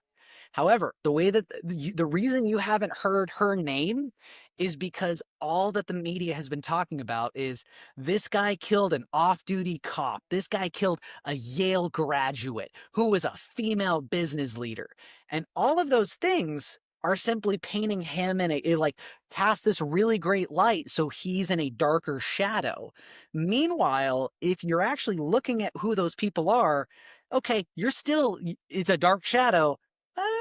A little bit of a less dark shadow though, because you can kind of understand where that person's coming from if that's where he's coming from. And again, we're never going to know because the dude's dead. Yeah, and when you first started talking about uh, using small scale investors as uh, in real estate transactions. So so I mean, I'm going to go back to the 1980s. There's we have the benefit of being able to look at our nation prior to the 1980s and after the 1980s. And and uh and again, the America that existed on January 1, 1970, and you compare that to the America that existed January 1, 2025, and we were better off then, we being the people, right? So Yep.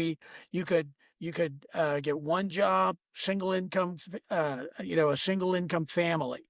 You could have uh, realistic hopes of owning a home and getting a mortgage that get a 35-year mortgage and actually be pretty certain that you're going to have a job with the same company in 35 years, because that was a reasonable expectation in 1970. There's we had when we talked about the middle class, we weren't talking about the middle class as an economic strata. We were talking about the middle class as a quality of life. So a Mm-hmm. middle class family had a color television set. A middle class family had an automobile. A middle class family had an electric refrigerator and and a nice stereo system.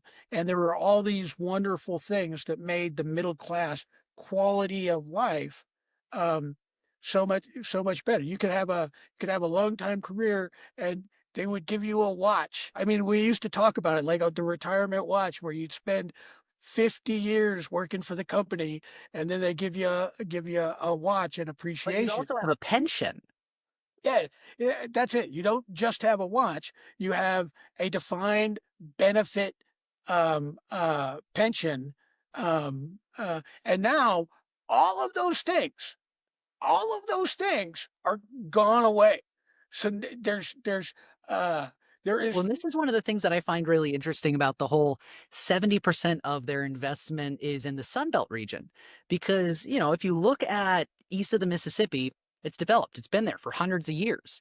It was the westward expansion into America that you start getting pockets, but it's largely coastal. And then who lives in Montana? Who lives in Arizona? Who lives in the desert? Well, if you look at everything that Senator Michael Lee was proposing with all of the sale of public lands, those are areas for rapid development.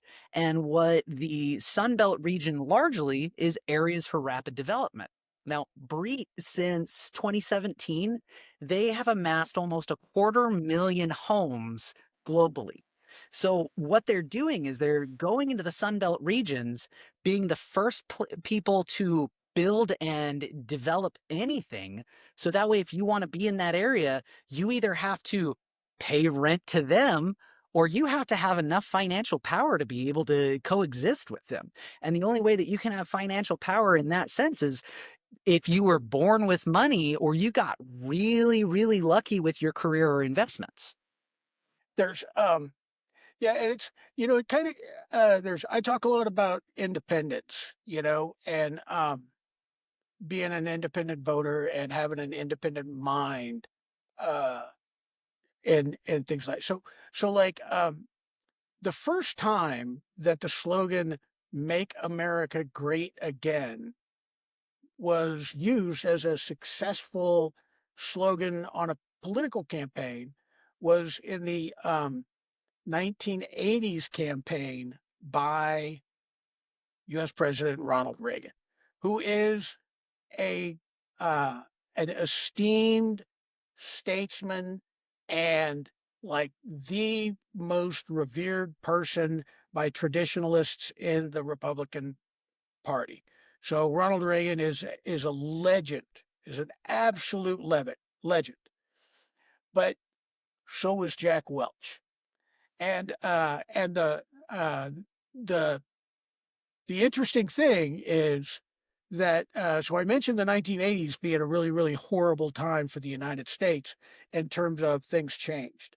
So well, Jack Welch became CEO of GE, one of the greatest companies up until that point in the history of the United States in 1980.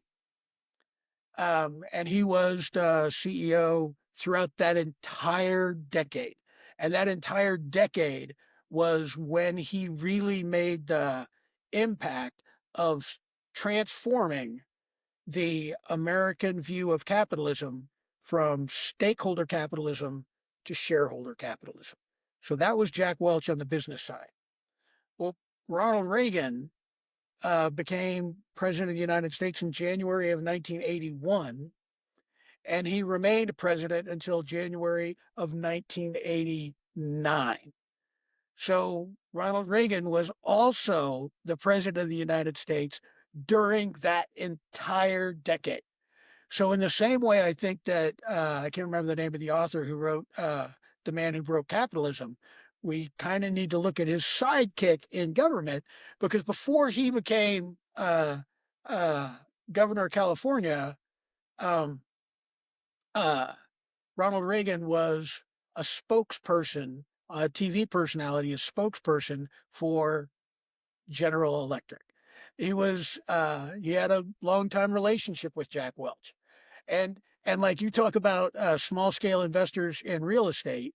So think about the difference in shareholder investment between your typical 401k owner and a venture capitalist. Um, so like in your 401k, you've got an annual contribution cap. So the laws that enabled the 401k to be used as a not as a defined benefit contribution, but as a defined contribution pension. So we're going to give you this amount of money to invest, and then you're responsible for investing that money. But we're going to tie your hands behind your back in terms of how much of your income you can actually invest in this particular fund, and um, and uh, and the notion that the scale of 401ks, the collective scale of the 401ks, are going to match the collective scale of a venture capitalist is it just has not No. realized. It Yeah. has not. So we have to look at, oh, okay, was creating 401ks, which the 401k was a bailout for the corporations so that they no longer had to provide defined benefit pension plans. So they no longer so General Electric, who prided itself on keeping employees, and they literally said things like jobs change all the time, but employees don't. They're so so it enabled people like Jack Welch to sell anything that they could sell to make a short-term buck, and transfer the economy from stakeholder capitalism to shareholder capitalism. And so to me, it's like I'm at this big crux in um I mentioned that my dad narrated this to me. He literally narrated it to me. And he would, every time I would talk to him, and he would talk about the difference between stakeholder capitalism and shareholder capitalism. And he would use those exact words, and he would talk about these exact same things. And I was there was that Jimmy World song, you're in the middle of the ride, Yeah, you know, it's the middle. and yeah, in the middle. Yeah, he's got that great song in the middle, and you're in the middle of the ride.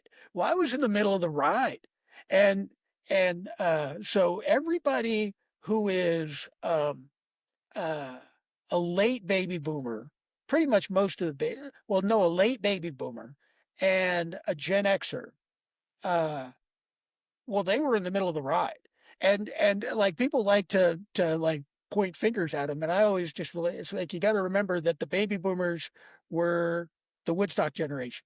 So everybody that you're complaining, is a they sold out to the man. They're the people who were Bunch of walking in. hippies. Yeah, they were naked hippies walking through the mud, tripping on acid. That My was kind of people. yeah, and but they grew up, and they didn't see what was happening because they were in the middle of the ride.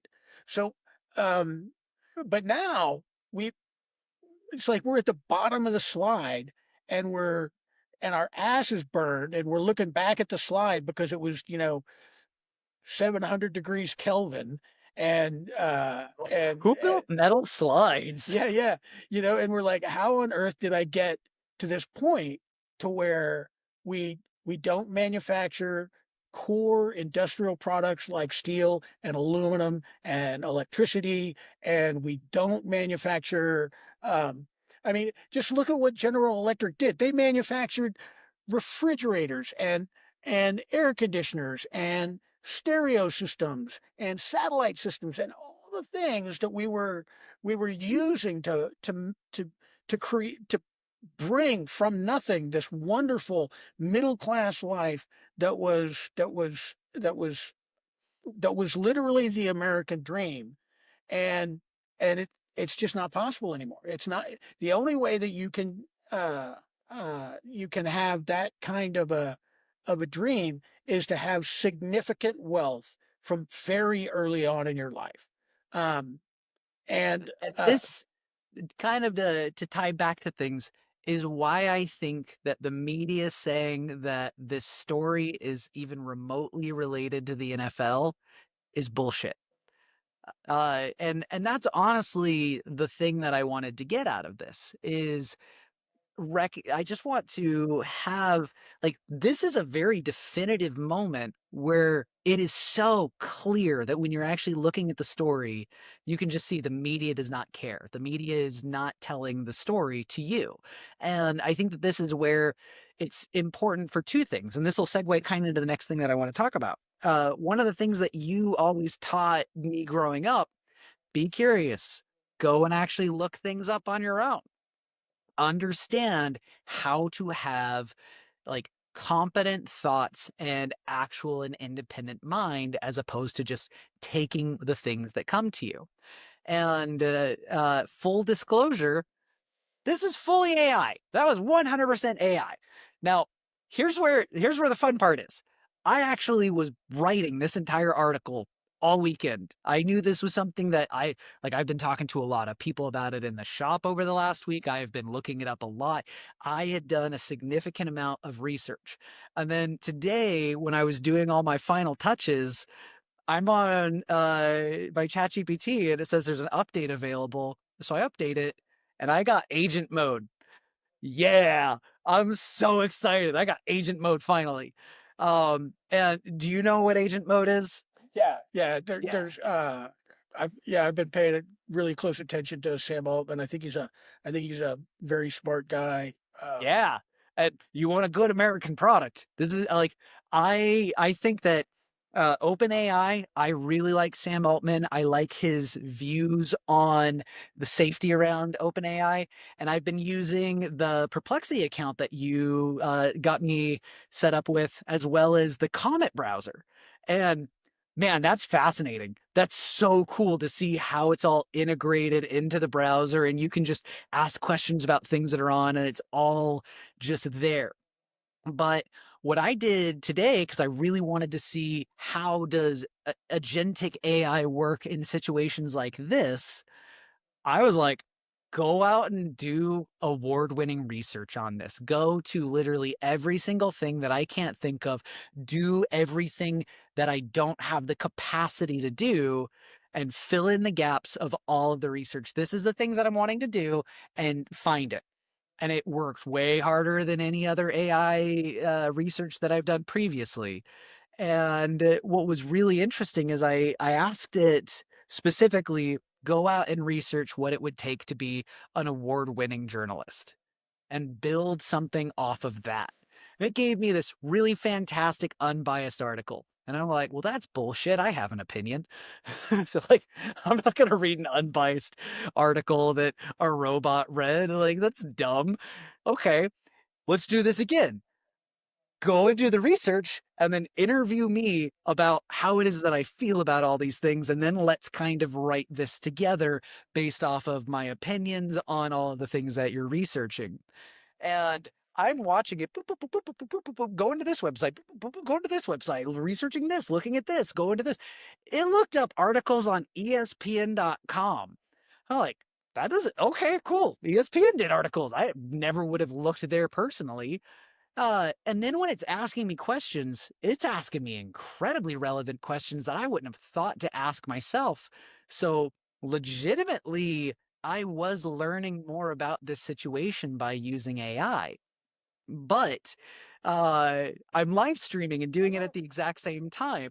And I'm talking to one of the guys about what the thing that I'm working on is, and it gets finished, and I say like, "Hey, I'm gonna do a dry run really quick. Okay, so this is gonna be like, this will be me practicing for it." And I get to this point where it says, "And the 47-year-old shooter," and I was like, "No, he wasn't. He was 27." Why? What? Okay, well, that's one thing I need to take a note of. Do. And then Luigi went to the Minneapolis headquarters, like, no, he didn't. He went to the Midtown. How many inaccuracies are in this? And that's where I'm really concerned is I do think that there's another generation who's on the ride right now that doesn't understand the concept of being able to think for yourself. And they're just being taught, hey, here's this information, you can accept it. Here's this information, you can accept it. Here's the path of least resistance. Isn't that nice? And it really has me worried about those who have power and want to maintain power. Is AI being used as a tool to pacify the masses so that way the masses aren't necessarily as upset? Or is it something that is legitimately being used as a tool if people, in the way that we try and talk about and exemplify in the way that we use it, are you actually using it as a tool? Are you actually fact checking it when it's giving you information that's crap? How can you tell if the information that it's giving you is crap if you don't know otherwise? Yeah, you may want to try, maybe just as a thought exercise, try the same thing using perplexities research mode, Mhm. because it's there. It doesn't hallucinate very much. I mean, it gets really good, accurate information. And one of the things that is helpful is I can constrain it so that it won't go to the internet, but it will go to research um, academic journals. Okay. So peer reviewed um, uh, scientific articles or academically sound articles, depending upon the type of article that you're getting, that I can use. I can like literally cite that as part of my project because my professors will accept it. It's an academically sound source, and so I tell it you cannot use the internet, but you can use um, uh, academic journals. And the other thing I And can and I do, moving forward, since I've got the 6 months of the pro subscription, I have every intention of transitioning into Comet. I already set it up as my default browser. I'm using that more. I got really excited. Like I've been waiting for agentic AI and access to agentic AI for months. Because as a business owner, this is the thing where I can say, create content, post it for me, do it at these intervals. And once I learn how to actually like utilize that agentic AI for independent business owners, oh, oh, that's the thing that's going to kill employees. And I'm so excited about it. Yeah, and like because I don't have any employees to kill, but I can now have employees. it's so funny. That was one of uh, Jack Welch's euphemisms. Is when he wanted somebody fired, he would tell his managers that guy needs to be shot. So he would use that euphemism to say that person needs to be shot, and that was his slang for fire that guy. There's Yep. but but the other thing that's really interesting about perplexity is I can since it's not going to the internet, but I can let it go to SEC filings. So when I want to Okay. know financial information, it's not looking to the internet to find out what anybody on the internet is saying about, what how this company is making money or whether this was a good quarter form or whatever. It goes to the to the legal document that they file with the Securities and Exchange Commission regarding their their profits and losses and Okay. investments for a particular quarter. So you can that's one of the nice things about perplexity is you can and that and and then because it gives you a citation for literally every fact that it claims, um you know where the source is. You can go to that website, you can look at it and decide if you want to use it or not. Okay. Yeah, and that's one of the other things that we've talked about this is Perplexity is trying very hard to be the bastion of truth. And I think that in a world where truth is subjective based off of your experience, having definitive truth of things that have actually happened is wildly important. Yeah, I'm kind of on a seesaw about because there's a rumor that Apple might acquire them, and and Perplexity? yeah, there's a because they're trying to find a way to do AI, and Yeah, and they and are so behind the curve. yeah, there's Siri is a real disappointment, but if you compare Siri to Meta's AI, Siri is like a genius. Um, and it's so funny because Mark Zuckerberg just gave a talk on his goals for Meta AI, and he's like, I want this to be the personal AI, the AI, and he talks about a device. He wants the AI to be with you all the time so that it hears your conversations, here's what you're being told, here's what you're saying about it, and then provides responses that are relative to you. That is the Orwellian, my glasses. I should bring my glasses in for one of these episodes. But so I've got AI glasses that I wear whenever I'm out and about, and that's interesting, and that I think that's going to be you know, um, somehow that the partnership between OpenAI and Johnny Ives is going to be some kind of a device, some kind of a new Um, computing device. There is a company that Amazon just acquired, and I don't know if I had told you about this or not, but it's called Bee, and not bee like honeybee, but like be in the moment. And it's a wearable device. It's an AI powered device, and literally all it does is it passively listens to you for the entire day. So right now it's still in early product development, and it has problems recognizing like if you're listening to TV, so it might think that whatever Peter Griffin said on Family Guy was part of a conversation that you had with somebody, so it'll take that into context. But the whole point of it is it listens to you throughout the entire day, and then it gives you a summary of your day at the end of your day. And I want this. Like I never thought that I would want this, but I know what we've been talking about, family health issues and what my predispositions are and the idea of like, okay, I'm going to have cognitive loss at a later point in my life. What I'm really, really interested in is I want to see a study done with this device and Alzheimer's patients or dementia patients. And I want to see if these people, if they were given a summary of their day at the end of every single day, does that have any positive impact to them? Because just for me in my current cognitive state, I'm pretty good, but I'm also pretty forgetful. And if there were little things at the end of the day where I could be like, oh, that's right, I said this to such and such, and I need to follow up on that. Okay, cool. Let me get in with that. The benefit that that would add to my life is gigantic because most of my interactions with people are not text based. It's not internet. I work face to face with people and I have conversations while my hands are full with a comb and scissors, so it's not like I'm constantly writing down, I'm not in front of a computer. Like this podcast is the most I'm in front of a computer all week. So a device like that would actually be really, really interesting. But you're right, it's incredibly Orwellian to have something listening to you all the time.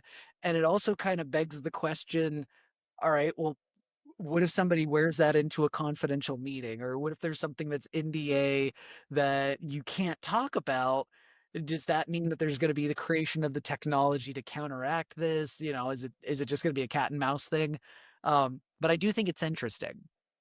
Yeah, it's so funny. I'm not going to get through a whole episode without talking about some Catholic practice, but there's so Always pushing your religion down my throat. God. yeah, yeah, well, I'm just discovering this now. So Catholics have a practice called the examen, and Okay. so before you go to confession, which is a sacrament called reconciliation, before you go there, there's an examen that you go through. And the examen isn't something that you go to your priest and and you talk about. It's an internal dialogue that you have with yourself about about things that you're doing that you don't want to do, things that you want to do that you're not doing, and what it does is it gets you ready to go into the confessional and have a serious conversation with the priest about your life and your goals and your disappointments and the things that you're trying to do and the things that you're trying not to do and all those kinds of things. But there's also a practice uh, that's a daily examen, and a daily examen is part of your nightly prayer. So before you go to bed, you do two things. First, you do a daily exam and you look at yourself, you look at what you did during the day, and you write down the things you wanted to accomplish. If you didn't accomplish them, why didn't you accomplish them? What are the things you want to accomplish the next day? What are the things that you did do that you didn't want to do? Or what are the things that you didn't do that you did want to do? All those things. And then after you do that examine, then you do your nightly prayer and you go to sleep. So it's a way of kind of reconciling yourself with your behavior for that for Okay. that for that day. And there's I could see how something like that would be useful, um, regardless of whether you're using the Catholic practice of examine or you're just looking at your day and you want to see, am I meeting my goals? And I mean, it doesn't necessarily uh, you know, shoehorn into a Catholic practice, but I think it is a good practice to, if you're really trying to do something and you're really trying to be someone, to find some way at a regular interval to do two things. One, examine yourself and see how you're actually doing compared to what you say you want to do. And two, bring that examination to a trusted colleague, a trusted confidant, a trusted agent who can give you, when we talked last week about the difference between artificial intelligent response, but bring a human intelligence response to those examines, because I think those are important. And to clarify, a trusted agent is not agent AIs. Because as Sam Altman said on the Theo Vaughn podcast, none of that shit's protected. Yeah, it's not. It's not. And No. you're but again, you'll, if you've got somebody who knows you, and for some people it'll be a spouse. You know, Yeah. that's there's in in a and the wonderful, cellular example of society with the family being the core structure, that's kind of the whole gig. It's like there's your your the two partners in that marriage relationship are partners in life, you know? Yeah. Yeah. I think that we can have some desserts now. We've had a pretty heavy meal. We did, we did. So we're gonna do our table topics for anyone. If this is your first episode, hello, thanks for coming along. We do this every week where there's a card game called Table Topics. It's a conversation starter, and if you have a hard time having conversations with your family, this is a great way of being able to just get the conversation going. And this deck that we've been going through couple of months is the family dinner conversations. So, Dad, if you could pick one superhero to come to your rescue, would it be Spider-Man, Superman, or Batman? Batman. Um, and the reason is because uh, I've always thought that Batman is the most human of all the superheroes. Maybe Daredevil. You can argue that Daredevil, is kind of that same way. Um, but Daredevil really uh, is more about having a physical limitation. Um, but but that physical limitation was caused by a violent event. But Yeah, but Batman was absolutely broken by the murder of his parents. It was for him that was the single that was his lynch origin story. that's the linchpin that turned Bruce Wayne into Batman. And the You reason know, he's the Batman is because he's dark. He's the agent of darkness. He takes the darkness that's inside him and he uses it to, to, to create good. And but in doing so, he does it. It's at great cost to himself physically, at great cost to himself mentally, at great, there's so, and I'll just do one more plug for Batman because I'm really into Batman. There's, he, it's not like Superman's secret identity was, was really because he wanted to protect his mother and father. Um, Spider-Man's secret identity was really because he wanted to protect his girlfriend. Uh, Batman's secret identity was because his goodness was his badness. And he wanted to keep everything that was Batman secret from the rest from the world because it was his darkness. It was so okay. in the language of Christianity, his identity as Batman was his sinful nature to him. That was everything that is bad about me, everything that's angry about me, everything that wants to strike out and get revenge, and all of that was contained within that character. So his secret identity wasn't a secret identity to protect someone else Yep. from the world. It was to protect the world from and the people in his world that he cared about from his own darkness. So I think it's interesting that you picked him because he's the most human of the superheroes. And I've had this conversation for years, about what it is that I look differently between DC Comics and Marvel Comics. And with the exception of Batman, the vast majority of DC Comics is I'm an alien. I need to hide the fact that I'm an alien, so I'm going to pretend to be a human. And in pretending to be a human, I'm going to show how weak you guys are, and I'm going to hide my strengths by pretending to be weak. And I always hated that. I hated the whole godhood of Superman and like the fact that he's this immortal guy, other than some random glowing rock from this planet that happened to get to Earth, and one guy amassed all of it. Like it's all these very unrealistic aliens hiding amongst the people.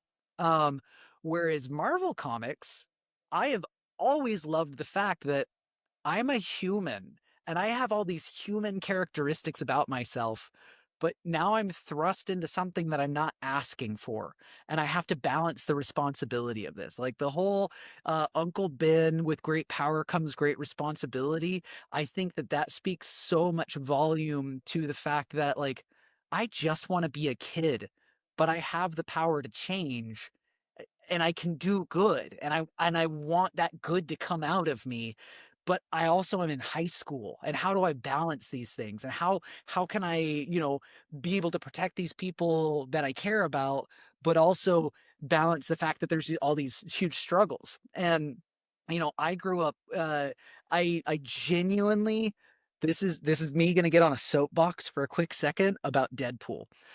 I cannot stand Deadpool fans. Cannot stand them because we were in Hawaii and we're but all the Deadpool comics, the whole point of Deadpool is this is a guy who had cancer and was trying to fight cancer. And in his trying to fight cancer, he becomes someone who can't die. And all he is haunted with is the fact that nobody loves him anymore. And he is just tormented and he has psychosis and he is broken through and through. And one of the most amazing stories is the Daniel Way Deadpool Dead, where he finally finds a cure for immortality and he can be with the thing that he wants just to be mortal. And it's all of these struggles of wanting to be human while having the responsibility of something that is so much more powerful than just being a human, and what that shared responsibility is. None of the mutants at Professor X's school wanted to be mutants, but now they're in this situation where, well, people hate us and we can do good things.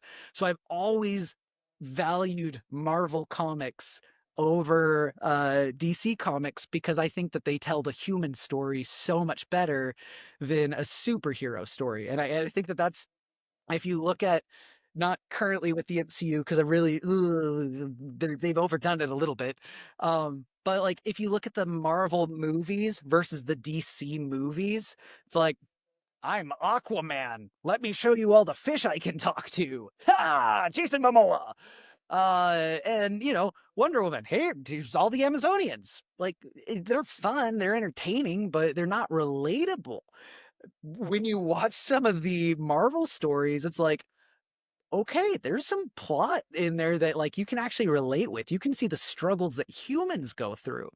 And I that's one of the reasons why I've always loved Spider-Man. Is he really is kind of the embodiment of, I just want to be a kid and I can't be a kid. So I think that that would be kind of fun because he's also a sarcastic asshole. So if I'm gonna get rescued by somebody, I want it to be a sarcastic asshole and not. Yeah, he had a really great sense of, he has a really great sense of humor. Yeah. But one of the things while I was sitting there listening to you, there, last episode we were talking about whether or not comic books were beautiful and the transcendence of beauty, and both of us have this have gained this tremendous um, appreciation for the transcendent beauty behind the characters of the comic books. And again, there's it's I don't think that comic books would be nearly as transcendent in their power if they were just if it was just a novel.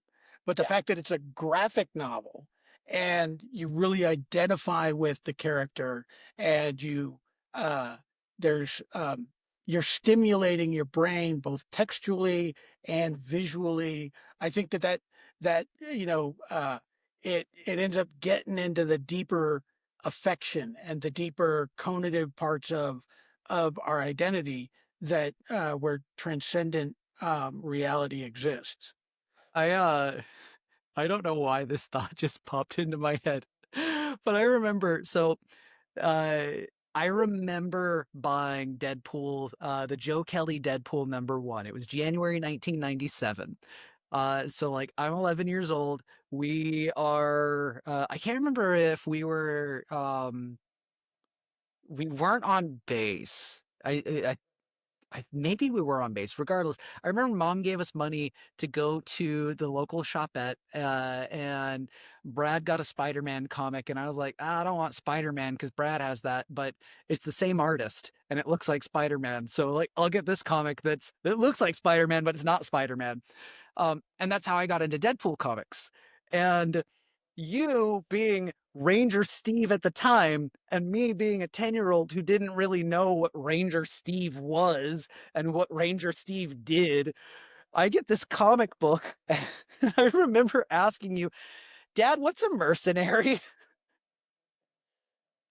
And I'm just remembering your face like, somebody who does work for money. Yeah. Yeah, they just take jobs, man. They get paid. They get paid. How do you explain that to a 10-year-old? Yeah, there's, I'll tell you, there was another time. You probably you were pretty young, so you don't might not remember it, but there was a song. Um, I'm just a gigolo. That was like the hook. Yeah, I'm just a gigolo, and everywhere I I remember go. it.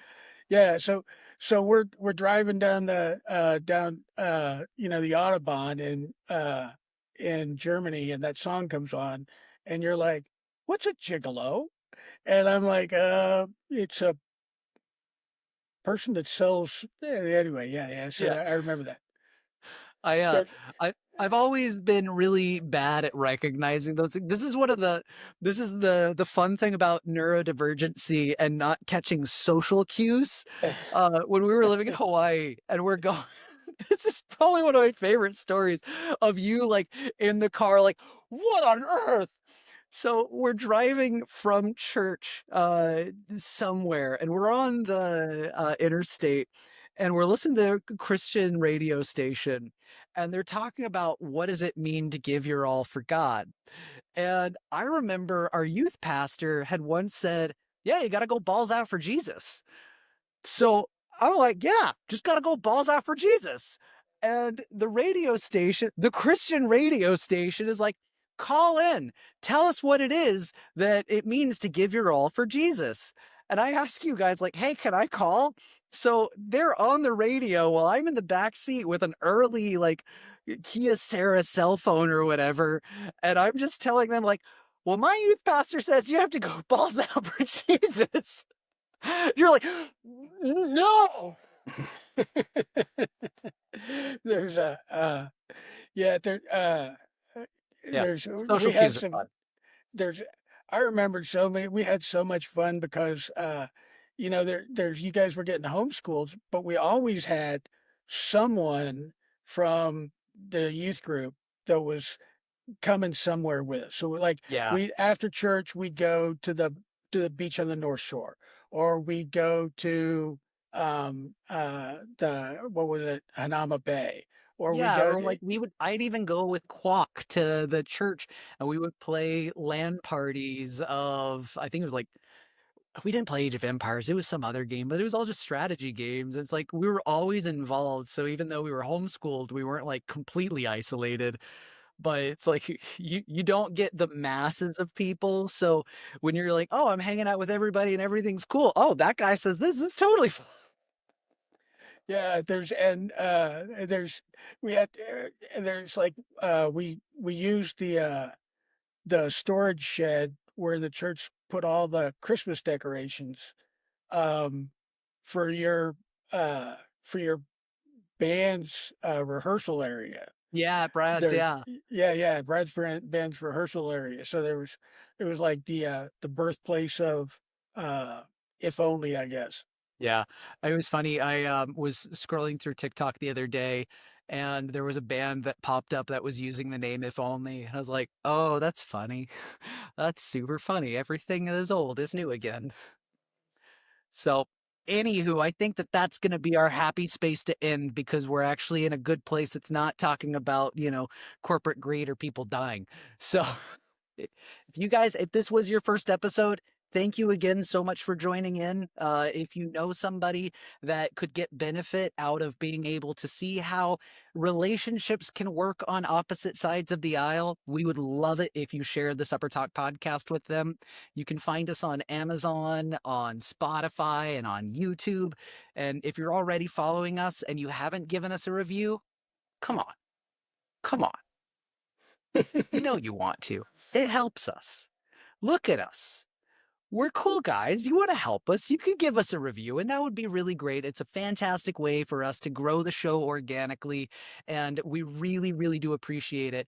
So until next time, be well, you guys. Peace.